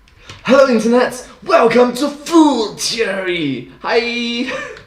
Yo quiero notification bell. Not to go all grandpa pat on you theorists, but boy howdy has fast food changed. Why, back in my day, going to a fast food restaurant meant playing in a bacteria-infested ball pit for a while. Then you would eat your food without bothering to wash your hands. And then we would psychologically forge a lifelong brand loyalty to the restaurant by playing with whatever toy they shoved into our meal. And we were not only liking it, we were loving it. Ba-da-ba-ba-ba. No, of course, these days, Brand's loyalty. a trip to the fast food restaurant plays out a wee bit differently. Heck, they probably won't even let you eat in the dining room, let alone.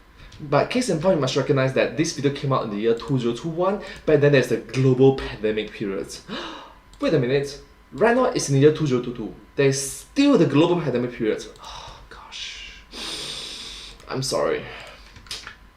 Don't jump in a ball pit. Point is, there's been a huge shift towards a more contactless fast food experience over the past year due to COVID, and it's turned everything on its head. For instance, McDonald's is now doing 90% of its US sales at the drive-thru window. 90%! And digital orders, that is orders placed through the restaurant's app or through third-party apps like Uber Eats, are spiking as well. Take Chipotle, whose Q2 digital sales grew 216% year over year. And Yum Brands, the parent company of KFC, Taco Bell, and Pizza Hut, reports that every single one of their brands has had a record-setting year when it comes to digital orders. As you might expect, quick service restaurants, or QSRs as the industry calls them, Quick service restaurants, QSRs, have taken note and are making changes to give their customers the contactless experience that they desire. Drive-thru efficiency has been a major area of focus, and restaurants are pulling out all the stops to shorten the wait times for their drive-thru customers. Many QSRs are reducing the number of items offered on the menu, or are even turning to digital menu boards that collect data on customer behavior and then use that to predict what you're gonna order. No joke. And those are just a couple of examples of the small changes that are being implemented. Many QSRs are investing in permanent structural alterations to their buildings. Fast casual restaurants like Chipotle are scrambling to add drive-through lanes, and quick-serve restaurants that already have drive-thrus are expanding them. McDonald's is turning many of its single-lane drive-thrus into two-lane drive-thrus as we speak. Same with KFC, whose next-generation prototype features a second, separate drive-through lane for mobile pickups only. But it's Taco Bell, of all restaurants, that's really pulling off the galaxy brain moves here. First, they're opening Taco Bell Go Mobile locations,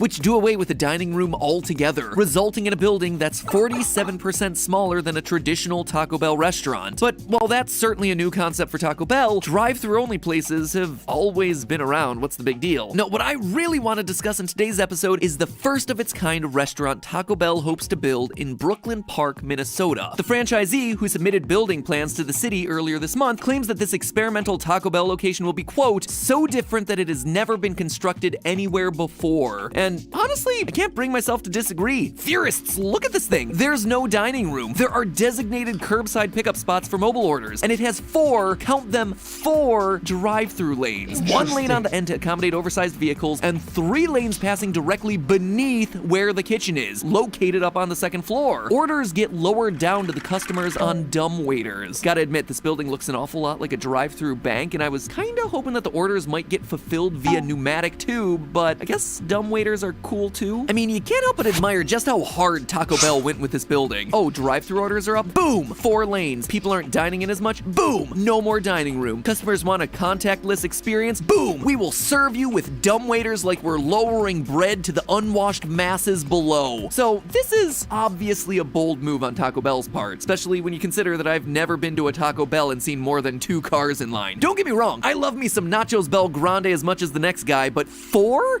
lanes? That is mighty presumptuous of you, Taco Bell. I don't know what's going on up there in Minnesota, but I wouldn't be surprised if toilet sales and plumbing services also needed to expand in recent years. You get what I'm saying? You get it? Taco Bell causes you to poop. Or is... Yep, okay, let's keep this family friendly and wholesome. Thank you so much. Thank you so much. Is Taco Bell playing some other game here? You see, while it's easy to dismiss this as just some experimental headline-grabbing restaurant concept that'll go the way of the dinosaur once the pandemic ends and everything goes back to normal, I'm here to tell you that Taco Bell is playing a much bigger game here. This isn't just about loading your bowels with the remnants of a cheesy gordita crunch slightly faster. There's something else afoot. Taco Bell, via this restaurant, is looking to not only change fast food with this design, they're looking to change everything about the way we shop. And it pains me to say this because I really wanted my son to have that same bacteria-infested ball pit experience I had as a child, but the fact of the matter is this: there's a storm a-brewing, my friends, a perfect storm in which public health, economics, and technology simultaneously converge to reshape multiple industries at the same time. And it's Taco Bell, of all places, that is on the cutting edge. Who would have thought you'd be the one set the West in flames? I'm sorry. One more time. Who would have thought he'd be the one to set the West in flames? Can that drop my... Sorry. Buckle up, theorists, because when it comes to the future of food, Taco Bell's 2-story, 4-lane drive-thru monstrosity is only a taste of what's in the forecast. So let's take a closer look at the 3 factors that are contributing to this perfect storm. First up, fast food isn't ever going back to normal because the restaurants don't want things to go back to normal. Think about it this way: a customer who orders a burger in the drive-thru is more valuable to the restaurant than a customer who sticks around and enjoys their hamburger in the dining room. It costs money to clean the dining area each day. It costs money to lease that extra square footage each month. The dining room needs air conditioning and lighting and decor. It is a money pit. But none of those costs apply to a drive-thru customer who leaves with their food without ever stepping foot inside. So drive-thru and takeout customers are great to have, but getting them is the tricky part. Or at least it was the tricky part until last year. With contactless dining experiences in such high demand, fast food customers and the restaurants now find themselves in a curious position. They both want the exact same thing: less dining in and more takeout and drive-thru. So as we watch quick service restaurants bend over backwards to provide more and more drive-thru lanes, we need to keep in mind that this is as much about giving the customer what they want as it is about enticing customers to drive through, even long after the pandemic fades away. Now to the second factor that's contributing to the storm: technology. Third-party delivery apps are booming, which is allowing ghost kitchens to thrive. Now, we've already tackled this topic in a recent video, so definitely with Mr. Beast Beast Burger. Go watch our Mr. Beast Burger Ghost Kitchen episode if you haven't already, but here's the skinny on the spooky ghost kitchens. If a restaurant has a staff and commercial kitchen that's being underutilized, they can become a ghost kitchen and prepare menu items for other restaurants on the down low. The ghost kitchen gets a cut for preparing the meal, and the customer gets the delicious, professionally cooked meal they wanted, even if it's coming from a restaurant that they might not have expected. Now, the rise of ghost kitchens is great news for this wacky new Taco Bell restaurant. It's great! Because they couldn't possibly have a more ideal building for this kind of setup. After all, it's designed to fulfill drive-thru and curbside pickup orders as efficiently as possible, making it the dream scenario for food delivery drivers. And by becoming a ghost kitchen, or even by sharing their kitchen space with another restaurant, the Brooklyn Park Taco Bell location could mitigate a lot of its risk. Think about it like this. Taco Bell's lowest performing time of day is breakfast. To hedge against this, they could team up with a restaurant that does perform well in the morning, like Starbucks or Krispy Kreme. That way, their second-story kitchen and 4 drive-thru lanes are humming along at full capacity morning, noon, and night. And it's more important than ever for QSRs to operate at max capacity, because Quick serving restaurants. it's estimated that by 2022, 70% of all delivery orders will be placed through third-party apps like Uber Eats and Postmates. Wait a minute, verse 2022 is this year! What? And this is a bit of a double-edged sword. True, third-party apps bring more customers to the restaurant, but it can come at a steep cost. For example, last year, restaurant consultant Giuseppe Badalamenti posted to Facebook a Grubhub receipt from an anonymous restaurant he works with. After fees and commissions, that restaurant's $1,042 in sales became just $376. Not even enough to cover the cost of the food, according to Badalamenti. Granted, restaurants don't have to sign up with third-party delivery apps, but if 70% of customers are ordering through the apps, that's a little like saying, well, the restaurant doesn't have to stay in business either. Now, some cities have stepped in with regulations that limit third-party delivery app fees, typically around 15% or so, but there are plenty of areas out there with no such regulations, and restaurants don't have the clout to negotiate better terms with the delivery apps in the midst of a pandemic like this. Which brings us to the third factor in this perfect storm that's gonna permanently change fast food for good. Restaurants need a way to stand up to the delivery apps, and joining forces is maybe the best way to do it. Now, possibly my favorite thing about Taco Bell's Brooklyn Park concept, aside from the fact that it seems to have like parking for 10,000 bicycles out front, is how easily the building can scale. Need to add more kitchen space because you've partnered up with a ton of other restaurants and now your shared kitchen is basically a huge drive-through food court? No sweat, just extend your kitchen space a bit further. Oh, and guess what? That creates more space for yet another drive-through lane underneath, which will accommodate the influx of new orders. And if enough restaurants start delivering out of one location, then delivery costs should get driven way down. Not only will all the restaurants sharing the kitchens be able to collectively negotiate better terms with the app, but theoretically, the delivery driver would be able to pick up multiple orders on one trip through the same drive-through. Suddenly, rather than 5 drivers making 5 deliveries from 5 different restaurants, now a single driver can pick up all 5 orders at once at the same drive-through window. Plus, if this drive-through food court grows large enough, they might be able to start their own delivery app, or even reject third-party delivery apps altogether. So Taco Bell was definitely thinking outside the bun with their Brooklyn Park restaurant concept, and ultimately I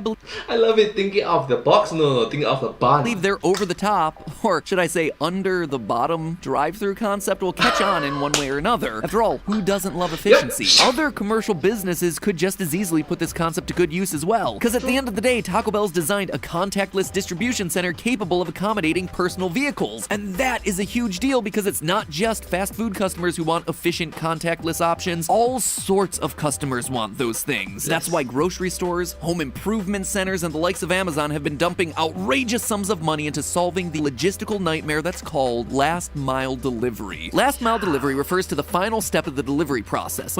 The final delivery. Last mile delivery. The product travels from the warehouse to its final destination, usually the customer's house or a retail store's shelf. Say, for instance, you make the wise decision to purchase a TheoryWear zip hoodie. Congratulations on your life decisions, by the way, you're gonna look great in that thing. Now, after the hoodie gets manufactured, it begins a long journey to a distribution center. Despite the fact that it's traveling so far, this part of the trip is pretty inexpensive, because that hoodie can be shipped in bulk with thousands of other hoodies, as well as other incredible TheoryWear products, which, surprisingly, would all look great in your home, come to to think of it. But when your hoodie reaches the distribution center, that's when things get tricky, not to mention expensive, because those 1,000 Theoryware products must now go their separate ways to get delivered to 1,000 different theorists in the area. Multiple trucks and schedules and routes have to be coordinated, which is why a whopping 53% of shipping costs go to this so-called last mile, even though it represents a mere fraction of the total distance that hoodie had to travel overall. Meanwhile, drive-thru sidestep last mile delivery entirely. Drive-thru customers straight up drive themselves to the restaurant, aka the distribution center, using their own vehicle and their own gas and their own time, and they pick up the product themselves. Forget last mile, it now becomes more like last inch. Why do customers do it? Because it's really no skin off their back. Drive-thrus are placed conveniently along routes that they're already traveling, meaning that they can get the product at a moment's notice whenever they want to get it. It's a win-win for fast food products, and with the right kind of building, it can be a win-win for all other types of products as well. So the drive-thru. Yes, the lowly drive-thru could actually be the elegant and inexpensive distribution solution that everyone's been looking for, and it's been under our noses the entire time. Imagine pulling into the nearest Taco Bell and ordering a chalupa, a Krispy Kreme donut, and also everything on your shopping list for the week. There's no delivery process to speak of, so Taco Bell is able to offer you all sorts of products that Amazon either can't or won't deliver. Ice cream, eggs, alcohol. When I lived in California, Amazon even refused to ship light bulbs to the house. I can't believe I'm about to utter this sentence, but Taco Bell can fulfill my needs in a way that Amazon never could. A building that allows customers to pick up their orders for themselves or hire someone else to pick it up for them could alleviate the entire problem. Until, of course, drones become a thing and solve last mile delivery for good. So in the end, I just gotta say this. For as dumb as Taco Bell's new design looks on paper, it looks really good when it comes to the future of shopping as we know it. So that looks good for the future of shopping, but do you know what looks good for the future of learning? Skillshare, our sponsor for today's episode. Skillshare is an online learning community with thousands of inspiring classes for creative and curious people. Whether you're looking to explore new skills or deepen an existing passion, Skillshare can help you reach that next level. They have classes on everything from culinary arts to video production to productivity. Heard that right, theorists? They have courses that actually teach you to boost your productivity. As a matter of fact, I took their class, Productivity for Creatives. Build a system that brings out your best, taught by Thomas Frank. The course helped me realize that while I've put a lot of thought and effort into crafting a physical workspace I enjoy working in, I haven't given the same attention to my digital workspace. Yeah, my computer was a hot mess of disorganization before this. Turns out that my digital workspace was booby-trapped with pretty much every unnecessary distraction in the book. But now that I've done some digital housekeeping thanks to what I learned through this class, watch out, world, I might just have the bandwidth to finally launch that 4th theory channel that I've been meaning to get around to.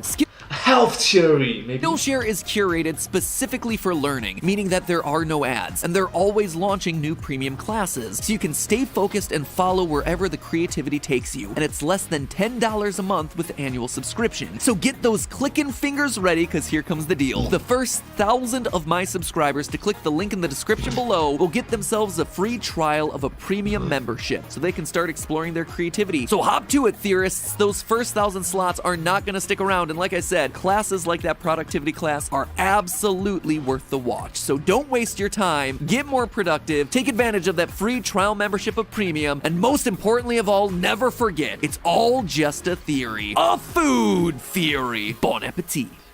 Thank you all so much for watching this video. Remember to be creative, improve, and develop. Remember to grow as well. Thank you all so much. Once again, it's sorry. But hey, that's just a theory, a food theory. Thanks for watching. Thank you.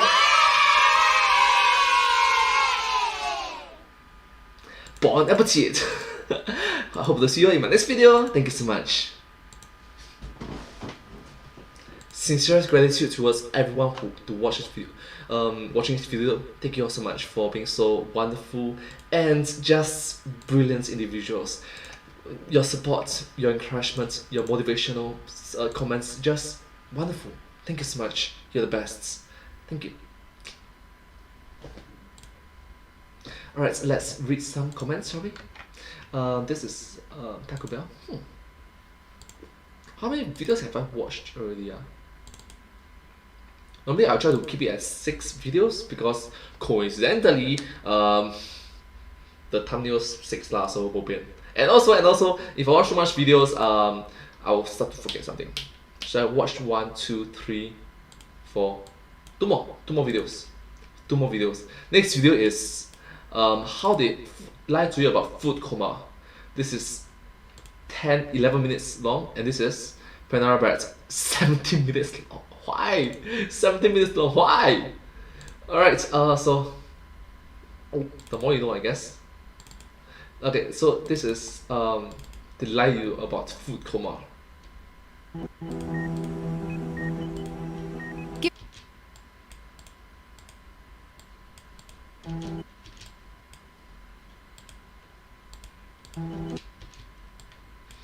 Let's read the comments, shall we?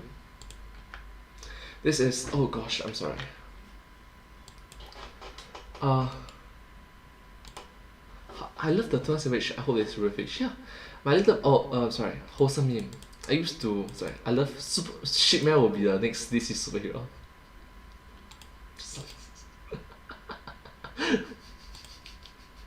I love Taco Bell. Wow, the price decrease is yeah. Oh yeah, speaking of which, Shippy, Velcro Tape Bunny, any recommendations on how should I start these introductions of my video? Any suggestions, any ideas, any creative comments? I'm open to suggestions. The title for this is called Food Theory. They lied to you about food coma. Huh, interesting. So it's food coma, food theory. Any recommendations, any ideas? And this is about food coma, and the next one is about MatPat wearing Panera's bread glove. That is glove made out of bread. Why? This is about food coma, so any recommendations, any ideas? I'm open to suggestions. But first, it's raining. I need to go wash up first. Give me 1 minute. Right?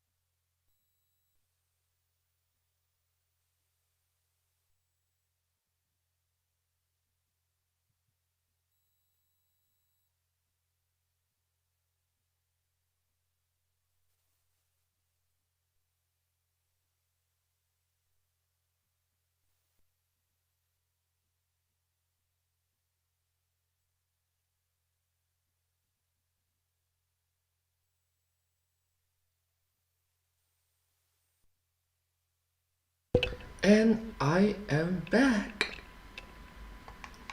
I'm back. Hi everyone. Oh gosh, the chat is quite empty. I think I come up with the intro myself. Okay, that's about food coma. So hi everyone, it's me. And today,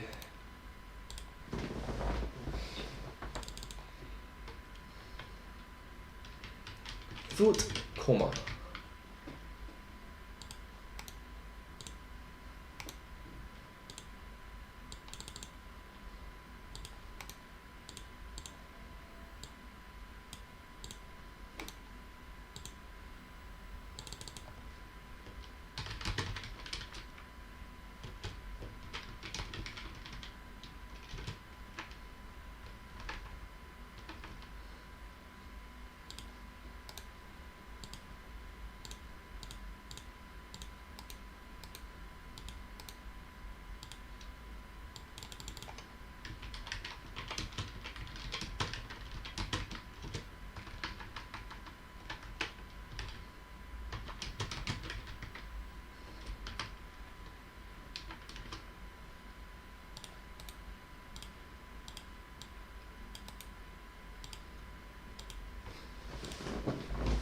I start in 3, 2.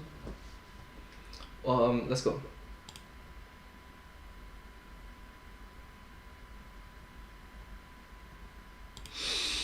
Let's go. Hi everyone, it's me, and today, oh no, don't fall into a coma. Let's go. Oh no, don't fall into a coma.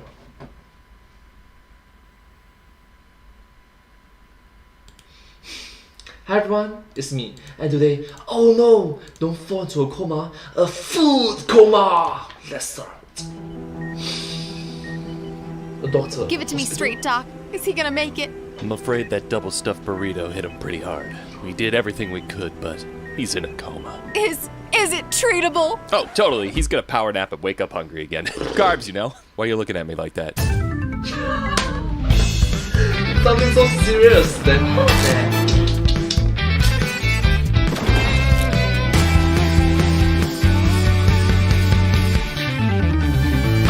Hello, Internet! Welcome to Food Theory! Hello Internet, welcome to Food Theory. So, hi! The show that eats and thinks more than it probably should. Loyal theorists, I know it might seem like my job is just to sit in front of a screen for a few hours every day, play some video games, make some dad jokes on Twitter and call it a day, but actually, yeah, that's kind of true some days. But then there are other days when I'm running around and working on so many projects that I don't even have time to eat. So by the time the workday's over, I am ravenous. Lead me to suck down food like a hungry Kirby from Planet Popstar. And for any of you who, like me, enjoy a good old-fashioned one of everything from the Wendy's Super Value menu, you know that it's about T-minus 10 minutes to a hard crash after that one. That's right, today we are talking about how to beat the food coma. How to beat the food coma. Post-lunch nap syndrome. And perhaps no food coma is quite as iconic as the post-Thanksgiving dinner nap. Now, growing up, I was always told that the reason we get so incurably sleepy after our 4 plates of roast turkey on Thanksgiving is that it's high in a chemical called tryptophan. And tryptophan makes you sleepy. Pretty straightforward, right?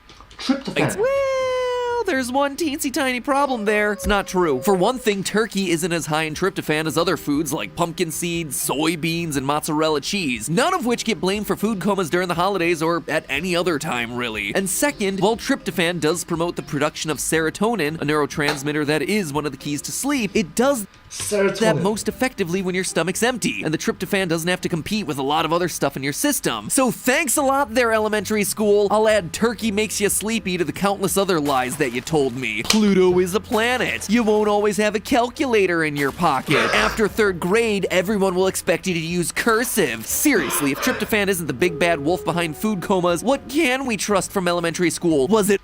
Oh my god, my pet. Alright, in Singapore there's something called penmanship. And not to brag, I always get a B or an A. B is kind of average actually. It's kind of average. B is like, just another.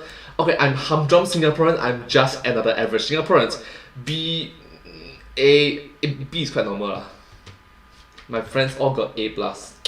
All a lie? Is mitochondria even the powerhouse of the cell anymore? Folks, today food theory is digging into the body chemistry behind the good old post-pizza pass-out. Because if we can understand why food comas actually occur, then we can optimize our eating habits in order to avoid them. So loosen up those belts a notch or two, theorists, because today we're binging on the science of food comas.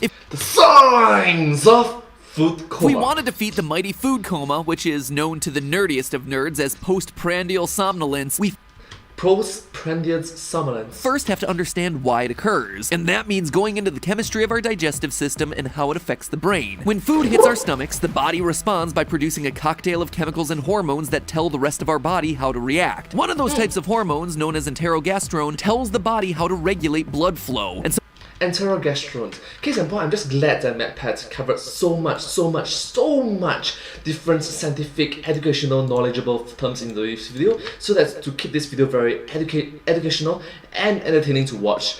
Edutainment for the win! Yeah! So when a big brick of fatty, sugary, or protein-heavy food hits us in the gut, more blood is diverted from other tissues and sent to the stomach to deal with sorting nutrients and aiding digestion. The ultimate result of enterogastrone production is sleepiness. See, when our stomachs break break down food, one of the main substances that our bodies use is glucose, the simple sugar. As glucose hits the bloodstream, we see two major effects. One, the body releases insulin, which tells the body where to store the sugar that we just produced from the food we ate. And two, while insulin helps our bodies process a number of the amino acids that it got from the food that we've eaten, one amino acid that it doesn't regulate is that old pal tryptophan.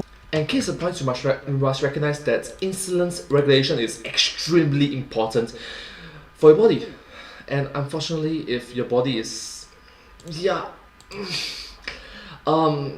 external injection of insulin's pen is, the more you know. With a higher concentration than normal of tryptophan in the bloodstream, more of it can get through the blood-brain barrier and cause our brains to produce serotonin, which is then converted to the hormone melatonin. So while tryptophan is indeed a link in this chain of events, it really shouldn't be the one receiving top billing for making us sleepy after meals. I mean, let's give credit where credit's due. It's enterogastrone that gets the whole snooze fest started, and it's melatonin that ultimately does the dirty work. See, melatonin is the #1 chemical in our brains that regulates sleep. And you can even take it as a supplement if you say can't fall asleep because you fell down a Wikipedia rabbit hole and before you know it, it's 3 a.m. and you're wide awake and you suddenly know a lot more about the emu wars when Australia unsuccessfully dispatched its military to reduce the population growth of wild emus.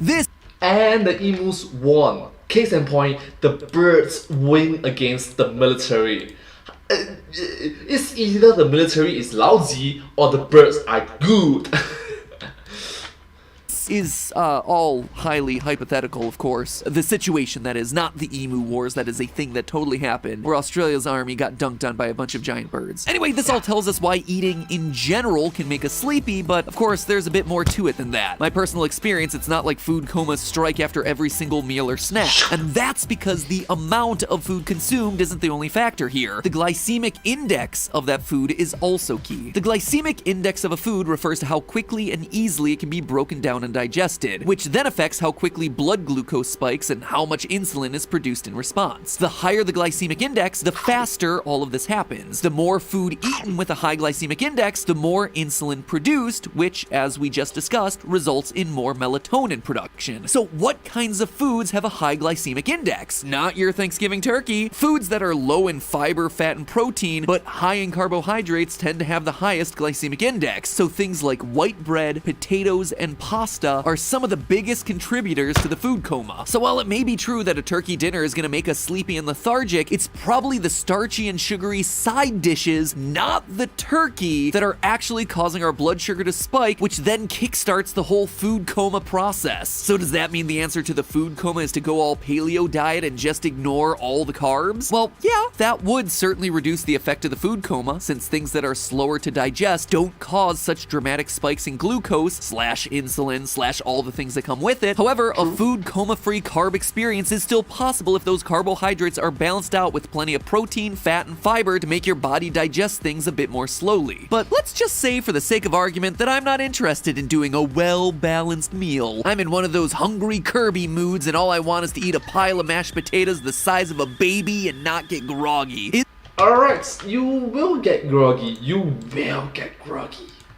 Is there any other way that I can hack my body into avoiding the food coma? Like, say, caffeine? Because we all know that I have a borderline inappropriate relationship with Diet Coke. Well, the short answer is yes. Caffeine could potentially counteract the effects of a food coma. It just needs to be timed right. See, caffeine messes with some of the chemistry in our brains, particularly a molecule that's instrumental in causing sleepiness called adenosine. If you remember your AP biology, adenosine is a chemical that provides us with energy. And if my memory serves, a lot of adenosine triphosphate is produced by the electron transport chain. I gotta admit, I have no idea what any of that means now without me looking it up and refreshing myself on the information, because yes, you must remember that even though I may know, you may know, everyone may know, but we may forget.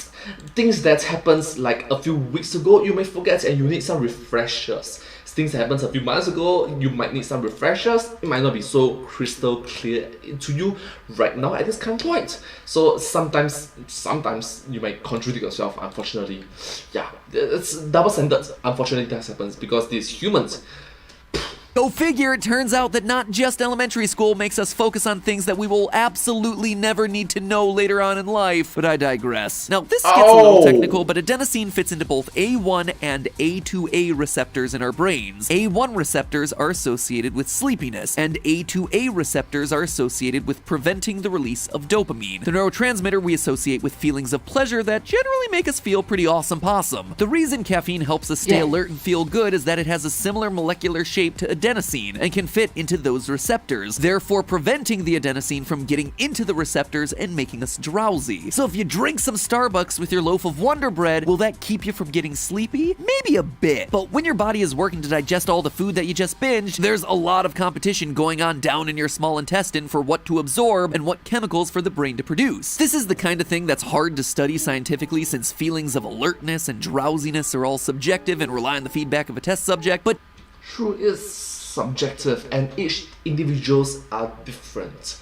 Need more studies upon it. to get the most bang for your caffeinated buck, you'd likely need to consume your caffeine before you go on your food binge, to make sure that the caffeine has settled solidly into your A1 receptors before your brain cells call in the adenosine. Of course, that would also require you to know well ahead of time that you're going to eat half your body weight in pasta, and in my experience, that tends to be an action taken out of impulse. So it's not like we're always going to be able to stop and say to ourselves, you know what, I'm going to go on an embarrassingly massive food ramp. Your largest coffee for my upcoming food page, Page in a few hours, gotta get that caffeine fix first. So long story short, if you want to avoid food comas, it's not tryptophan that you have to worry about. Instead, focus on eating balanced meals and limiting foods with high glycemic index. And you might have some luck preventing a food coma with a caffeine boost as long as you do it first before you feast.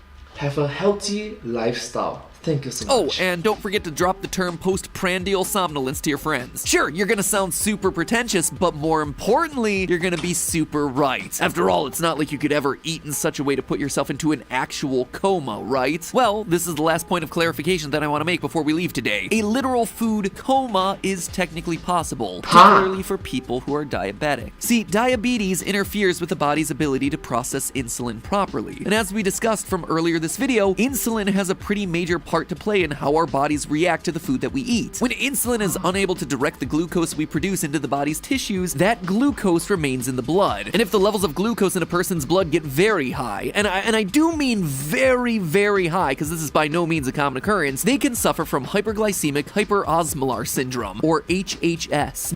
HHS, hyperglycemic hypersomnia syndrome. This is an extreme condition that requires astronomically high blood sugar coupled with dehydration, and it almost always comes along with another medical reason for the person being dehydrated already, but enough food with a high enough glycemic index could contribute to HHS, which results in diabetic coma between 25 and 50% of the time. I'm not trying to make light of how serious diabetes is for anyone who suffers with it, because it is a serious medical condition that affects millions, but the fact remains that this is the extremely rare case when food could literally put you into an actual coma. For most people though, the non-life-threatening version of the food coma can be avoided if you just make sure you don't load up on the simple carbohydrates. Of course, that's easier said than done. Am I right, Oprah? I love bread. But hey, that's just a theory. A food theory. Bon appetit. Thanks for chowing down on this episode, theorists. Now who's up for seconds? If you made it all the way to the end card, you're obviously a discerning theorist who appreciates our biology-focused episodes, so you should check out our video on aphrodisiacs. Are there foods that are scientifically proven to make you fall in love? Or are love potions just a myth? Never fear, because food theory is on the case. That button is on screen right now, just waiting for you to click. Also on screen right now, that subscribe button. Smack it before you go to make sure that you ingest some quality food theorist content each and every week, and I'll see you all in the next video. Subscribe and ring the notification bell as well. Thank you so much. Ring it. Thank you. And also, I'm just thankful that Oprah, being a billionaire, she recognized the small things in life that makes that the majority of all people enjoy. Bread, something as simple, as cheap, as nice, as fundamental as bread, is good. Is good to eat. It can be full. It's cheap. It's easy to produce, and it's just wonderful to feed everyone. I love bread. Bread can serve everyone a good meal. All right. In a famine, in droughts, in a disaster, when you don't have the luxury to have like a fine dining, but bread can always be found. And bread can be stored. Bread can be stored for 1 day, 2 days, 1 week, 2 weeks, 1 month, 2 months, 1 year, 2 years, and you can still eat it.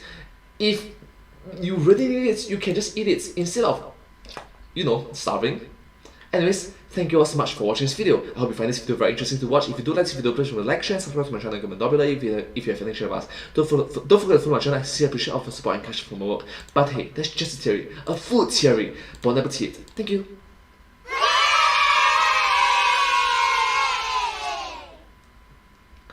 And I hope to see you all in my next video. Thank you all so much. Please remember to subscribe. Subscribe. Thank you. You are all the best. Thank you all so much for being so encouraging, uplifting, and just motivationally positive. Thank you. Thank you. One more video to watch. Let's watch one more video.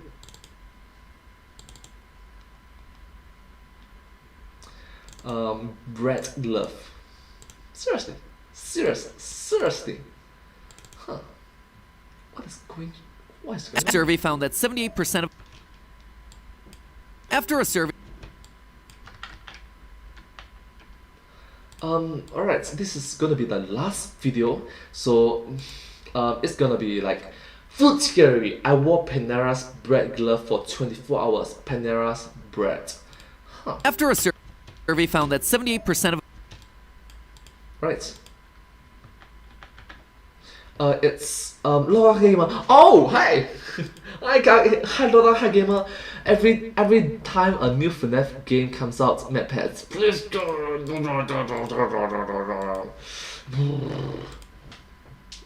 The more you know, I guess. The more you know. How are you doing, Lola, hi Gamer? Hi. And this is going to be the last reaction video, so you came in at the just correct time. Thank you so much. And since you are the last individual who is around, any recommendations, any suggestions to my introduction video introductions? It's gonna be Panera's bread glove. That means a glove made out of bread. Any suggestions? Any ideas? I'm open to suggestions. Thank you so much.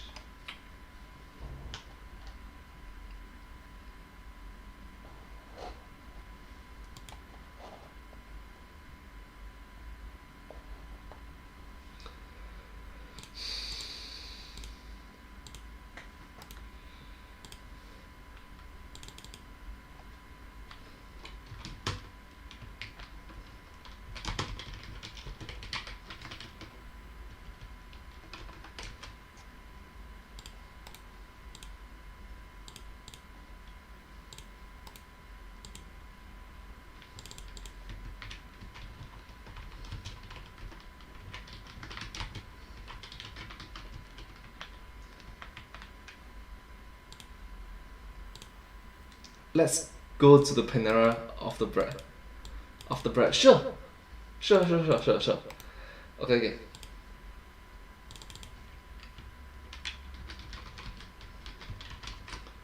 Lola Gamer, thank you so much. I'm going to use that. Okay. Thank you so much. Thank you. Okay. 3. Okay. 3, 2, 1, and start. Hi everyone, it's me, and today I love bread, but bread glove? I'm sorry. One more time.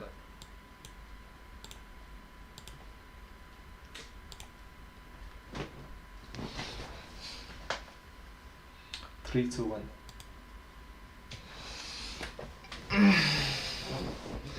Hi everyone, it's me, and today I love bread, but bread glove? Seriously? Let's get to the Panera of the breads.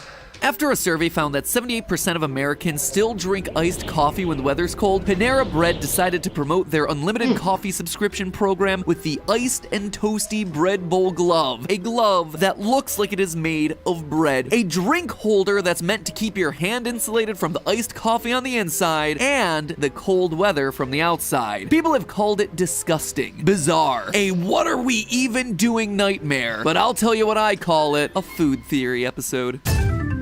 Food theory! love now. Bread.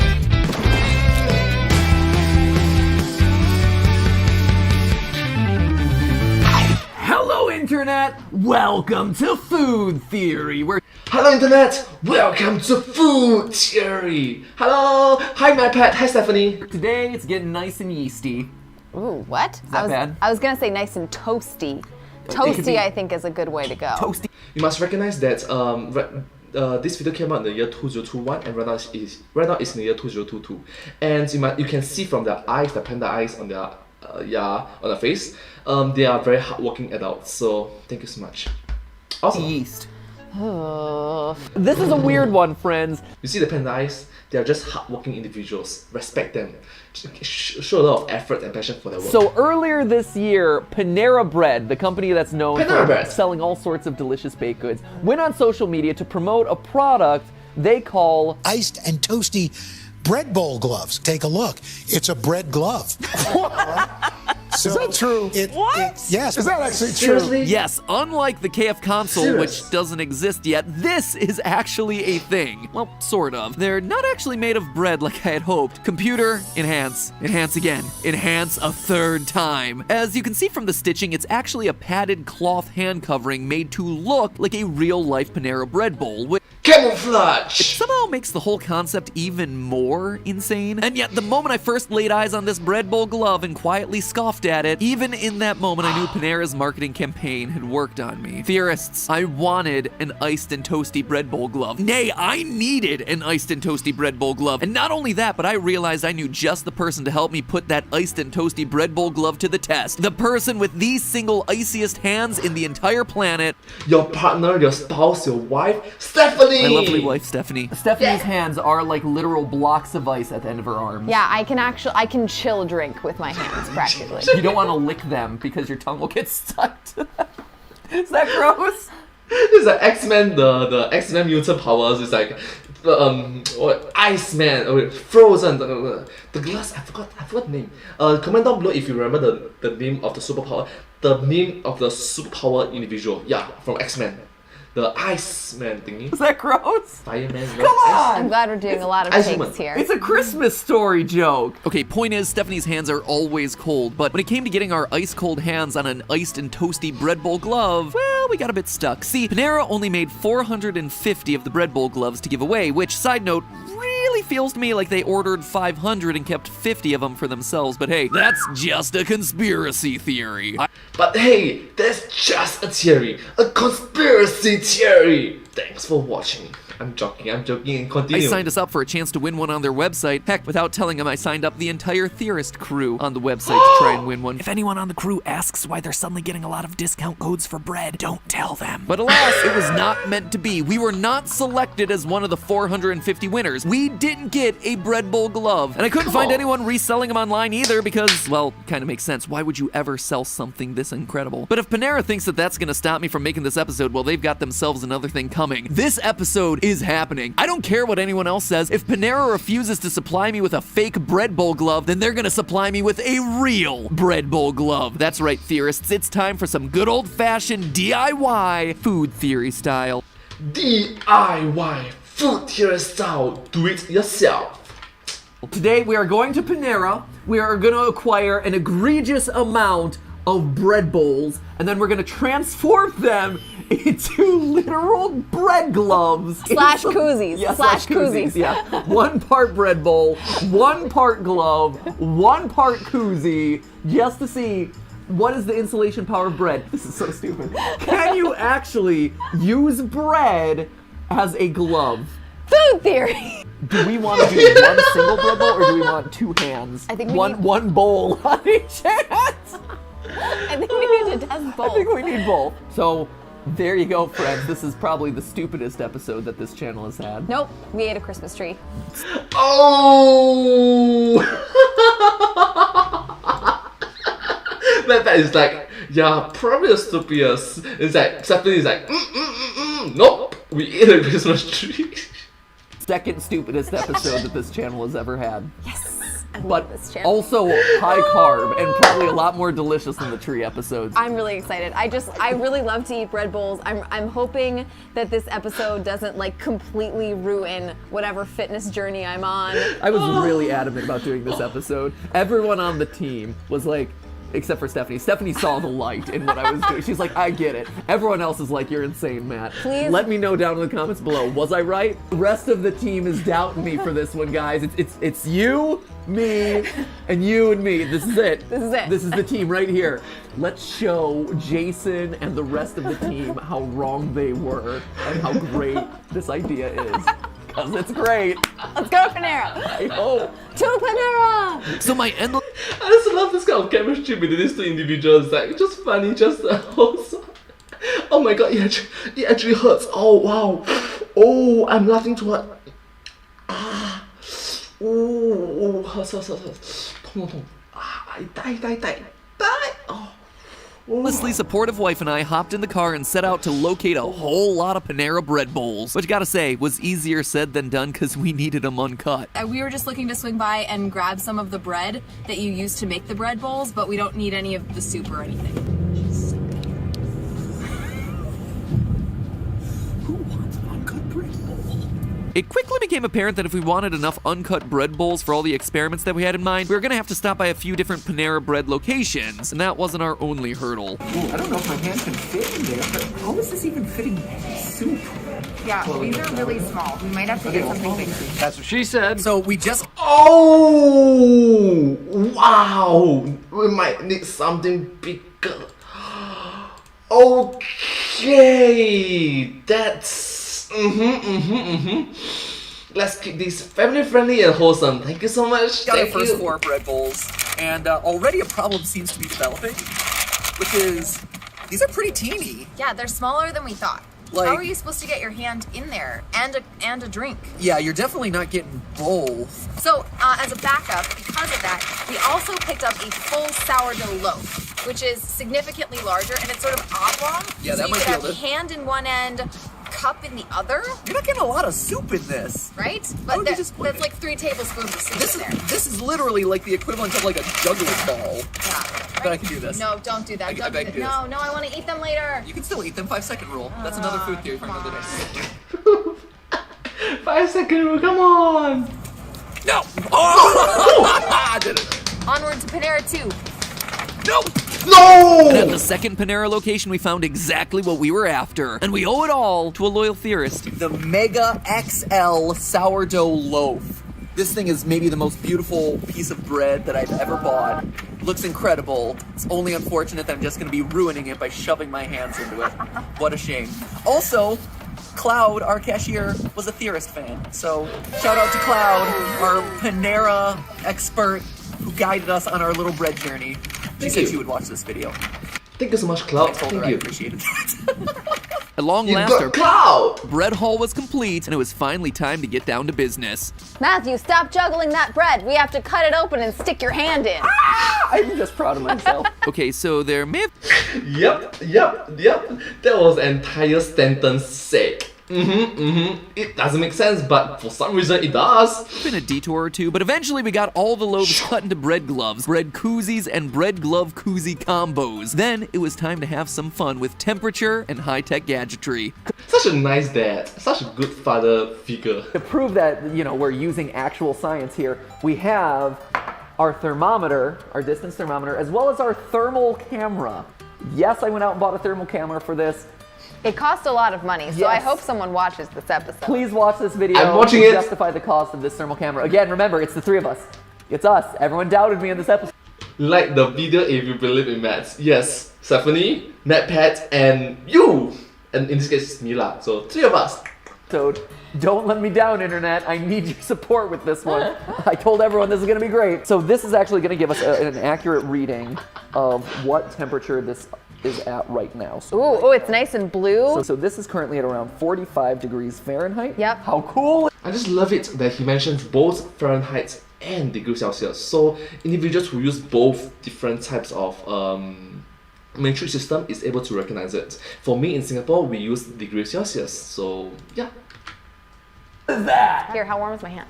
Your hand is as dead as ever. It is, wow, it is shockingly cold actually, 80 degrees. 80 degrees. Whereas your body is super yellow and red behind you, your hand is super cold. Wow, you really do have dead hands. I told you. Wow, how's Look, my it's hand? scientific proof. Look at my hand. Now, going into this, Wow. Steph and I predicted. Wow, in comparison of the hands. Wow. Wow. Huh. Predicted that sourdough bread would work as a good thermal insulator. Like just like this, and then just the hands. Even for a split second, just wow. After all, materials like styrofoam are great insulators because they have so many tiny air pockets. And thanks to fermentation, bread has air pockets galore. First, we put our sourdough koozies to the test. We poured equally cold ice water into 2 glasses. We placed 1 glass in a koozie and left the other glass uninsulated. We waited for the ice to melt in both glasses, and in the end, we found that the water in the koozie glass did indeed stay slightly colder longer. Okay, so this ice beverage is at 46.47 right now. Yep. And over here we have 45. Which means it insulated it better. We ran a similar experiment with hot water and got similar results. The hot water kept in the sourdough koozie remained slightly warmer. 102, 103. And over here we're at 104, 105. 105! It's slightly higher! But I didn't really make a believer out of Stephanie until she tried on one of the bread gloves for herself. We measured her hand at 80 degrees before she put the glove on. Then she plunged her bread gloved hand into a bucket of ice water for a couple of minutes. Go. Okay. Oh, this is lovely. I could keep this in here forever. Yeah, I feel nothing. And when she pulled her hand out, it was actually warmer than it was before it went into the ice bath. What? Okay, yeah, pop it out. Wow, your hand is actually warmer. It's at 80, but it's skewing higher on the 80 scale. No it's like way. 81, 82. Okay, there we go. There it is. So it completely insulates against very short-term ice exposure. But deep down, we both knew that we hadn't stumbled into anything that shocking. The fact that sourdough bread acts as an insulator wasn't gonna suddenly break the internet. And more importantly, it wasn't gonna make all the other members of Team... Okay, that break the internet. I recognize the reference. Yep. Let's keep this wholesome, family-friendly. Thank you so much. Thank you. Theorists realized just how wrong they were to doubt me about this episode. No, my friends, the time had come for the head-to-head matchup that would prove that I was right all along. The matchup that we'd all been waiting for. Bread glove versus glove glove. These are my favorite mittens. They are I just love the Bernie Sanders meme. excellent insulators. We're going to see if bread can actually stack up to these puppies. All right, Matthew's going in at 87. It's like Pac-Man's eating my hand. We should put little googly eyes on it right there. Oh, we should put googly eyes. Can we get googly eyes? That would be so funny. Yeah, definitely. All right, here's this, and then here's... Should have done this in the other order. Oh, here, I can help you. And I'm gonna try to hold the same hand position, actually. Okay. So I'm gonna hold, because in both, you're kind of balled up. Stephanie actually prefers mittens to gloves because it allows her to keep all her fingers together. And when your hand produces literally no heat, just nothing. Having her fingers together gives her like a modicum of extra thermal insulation. It's my only shot. Sometimes gloves make it worse. Is that relatable at all to anyone? So we'll resume in 5 minutes. Fast forward montage. 5 minutes later. SpongeBob SquarePants. 5 minutes later. Here we go. Okay. This is bread hand. Oh wow, you're at 93, 94 with that bread hand. Oh yeah, here's That's that. looking, and the back is at 89. Okay, 93, Wow, 94, okay. I'm impressed. Okay. My mitten hand is sweating. oh wow. Okay, yeah. That's at 95, 96, and the back is at 94, 92. It is so hot right now. I can tell you for certain the mitten worked better than the bread, which again is not what I was hoping to title this video. I was hoping to title this video Bread Gloves Better Than Regular Gloves. Almost as if bread wasn't intended to be used as gloves. I think we need to wrap this up. We're gonna wrap this up. We're gonna go back downstairs and wrap this up. But not before I have a sip from my chilled bread bowl glass. Yeah! That's some cold water. That is some equally cold water. We wasted hundreds of dollars and an entire day filming this. But as we trudged back downstairs to our filming room, I became inspired. Okay, so maybe it was just an overwhelming dread of having to admit to the team that I was wrong, but whatever it was, I realized the sourdough bread glove deserved one last shot at greatness. Sure, it didn't hold up in our kitchen lab tests, but what about a field test? After all, temperature tests don't tell you squat about how it functions as a glove. So before I put the final nail in its coffin, I decided I owed the bread bowl glove a chance to prove itself out in the real world. Come on, let's shop. Yeah, it turns out that bread isn't exactly what you want on your hands when you're shopping. Go figure. In fact, it turns out that bread glove drink holders aren't even ideal for, you know, holding drinks. It is literally breaking apart. It's not built to sustain weight. The bread is too moist. Steph opted not to join me on my Hail Mary trip to Target. Don't really understand why she wouldn't want to walk around with me in public, but it was a choice that she made, and frankly, it was the right choice. But Yashirama is quite cute, you know. It's like, ah, kawaii. And that's the texture. Oh. Oh. So one other unexpected consequence of the bread bowl is that it doesn't hold up well. And I feel bad because it's literally crumbling around the store as I go. So I'm having to clean up all the crumbs of all the places where I'm leaving marks. It's literally, I'm leaving a trail of breadcrumbs so anyone can find where I'm going. I was insulated for as long as it held up, but now this is what I'm left with. Shame. Sorry, bread glove. Not this time. Okay, so to recap, bread glove koozies don't hold up under normal wear and tear. They also don't insulate all that great. Bread gloves are bulky, and they really, really make you realize how useful having thumbs are. They're also not exactly conducive to making a YouTube video. Clap sync, ready? Ready, 1, 2, 3.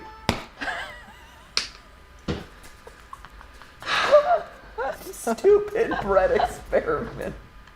Yep, I mean like, the real struggle is the thumbs, you know. From what I know, right, the reason why humans being can thrive more than bears, tigers, octopus, other species is because we have posable thumbs. So yeah, we can hold things. Imagine you have claws, you try holding things is a bit difficult. But if you have a thumb, different direction. They're also not exactly conducive to making a YouTube video. Clap sync, ready? Ready, 1, 2, 3.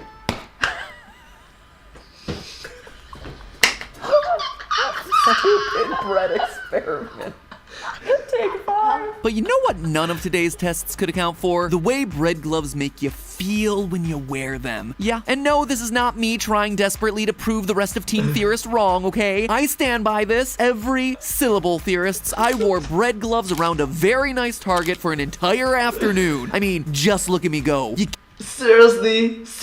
Cannot tell me that I'm not pulling that look off. So no, I will not be taking an L on this episode. I am happy to report that bread gloves do indeed deliver. I was right, Team Theorist was wrong. No, I will not be taking questions. It's called fashion. Look it up. Seriously though, I will say this for Panera's bread bowl gloves. Not only do they make you feel like a supermodel, they make you feel like devouring Panera bread products. True story, as we were leaving Target post-fabulous photo shoot, I noticed some Panera soup for sale. Maybe it was because I'd been sniffing sourdough for the past 12 hours, but I had a moment of weakness. All this talk of Panera bread and soups gave us a hankering for one. Yes, I know Steph and I went out of our way to avoid paying for all that soup earlier in the day, but this is why Steph needs to keep an eye on me. This is what happens when I go to Target without a chaperone, theorists. It was by no means easy, and I'm not proud of myself, but I bought way too much Panera soup. That evening, Stephanie and I wound up eating all the extra sourdough bread we had lying around the house. Not gonna say how much bread it was, but let's just say that Panera might want to come out with a bread bowl personal trainer in the near future. Congratulations, Panera, you won. You sold a bit more bread and a whole heck of a lot more soup to one shamed, embarrassed, and cold theorist. Yeah, maybe I do take the L on this one. But hey, that's just a transition to me telling you about the sponsor for today's episode, Bright Cellars, the monthly wine subscription that uses a 7-question non-wine snobby quiz to match you to the perfect wine based on your unique tastes. Steph and I have been receiving wine boxes from Bright Cellars for months now, and honestly, it's just fun. I mean, getting a box of wine delivered to your door each month, it's like having 12 birthdays a year. flavor. Plus, Bright Cellars lets us rate every wine that we receive, which means that our next delivery is even more perfectly suited to our unique tastes. Not only does Bright Cellars expose us to a bunch of great wines that we probably never would have tried otherwise, but they also include wine education cards that give us background info into the wines that we're drinking. It's boosted my understanding of wine a ton. A year ago, if you asked me, like Bright Cellars asked me what type of wine I like, I would have told you white wine, but it turns out that my tastes are way more specific than that. I like fruity wines. It's true, there's no two ways about it. I like Rieslings with fruit flavors. I like them highly aromatic, and I like pairing them with sourdough, which is good, considering we suddenly have a lifetime supply of bread bowls to chow down on. But here's the deal, theorists. A deal that's so hot that you might need a bread glove to handle it. Bright Cellars is giving all our subscribers an exclusive 50% off their first 6-bottle box, plus an additional bonus bottle. That is 7 bottles in total. Follow my link below in the description to take the quiz and start understanding your unique preferences as it relates to wine. Just take the opportunity to be more empowered understanding your own unique preferences in the food that you eat and the stuff that you like to drink. It is just a great place to get started. So thank you, Bright Cellars, for your sponsorship. Thank you guys for giving it a test out at home. And as always, remember, it's all just a theory. A food theory. Bon appetit. Thank you so much for watching this video. I hope you find this video very interesting and just funny to watch. I just love the cheerfulness, the joyfulness in this video, and yeah, I laugh so hard that it actually hurts my cheek so much. Anyways, thank you all so much for watching this video. If you do like this video, please remember to like, share, and subscribe to my channel, and comment down below if you have any share of us down below. Don't forget to follow my channel, and I sincerely appreciate all of your support and encouragement for my work. It's very encouraging, motivating, inspiring for your supportive words. Thank you so much for being so uplifting. Thank you so much. But hey, that's just a theory, a food theory. Bon appetit.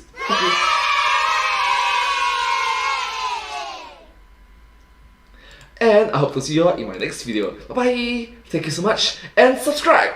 Thank you. Alright, oh gosh, Aloha Gamer is, sorry. I suggest you in 10K that please upgrade your PC setup. Yes, I agree with you. I need to, this is not PC by the way, this is like a laptop, so PC have much better RAM. PC is capable to have much better RAM, much better CPU, performance. Yeah. I'm sorry for being poor. I'm sorry. This is a laptop. Anyways, I'm gonna end my live stream today. Thank you all so much for being so supportive for my live stream today. And tomorrow, I'll be live streaming tomorrow as well. It's gonna be about food theory. I quit Diet Coke. Food theory, the dark secrets of audio. Food theory, Grubhub lore exists and it's weirder than you thought. Food theory, testing the McDonald's McFlurry's kick viral TikTok hack. And then food theory, how long could you survive locked in a grocery store? And last but not least, food theory, we are running out of ketchup. McDonald's, really? Sure thing. So this is 24 minutes. Alright, 25 minutes up. Gosh. 25 minutes, 16 minutes. Oh gosh. This is a long video. 18 minutes, 20 minutes, 40 minutes, okay, 12 minutes. Okay, so tomorrow's live stream is gonna be, I'm gonna guess tomorrow's live stream is gonna be 3 hours? 3 hours and a half? It's gonna be a long video because as you can see, right, there is a few videos that is confirmed guaranteed plus chop, past 20 plus, even entering into the 30 minutes range. So it's like, it's gonna be a long video tomorrow. Thank you all so much for coming over to my live stream. But hey, that's just a stream, a live stream. Thanks for watching. Thank you. And I hope to see you all in my next live stream. Bye bye. Thank you so much. Thank you so much, Aloha Gamer. Thank you so much, Velcro Tape Bunny. Thank you so much, Shippy. Thank you so much, Shift Them Up. Thank you so much, Victor Player. Thank you so much, Damon Solomon. Thank you so much, Noriega. Thank you all so much for being so supportive and engaging and just fun in the chat. You're all the best. Thank you. And I hope to see you all in my next live stream tomorrow. Thank you. Alright, end stream.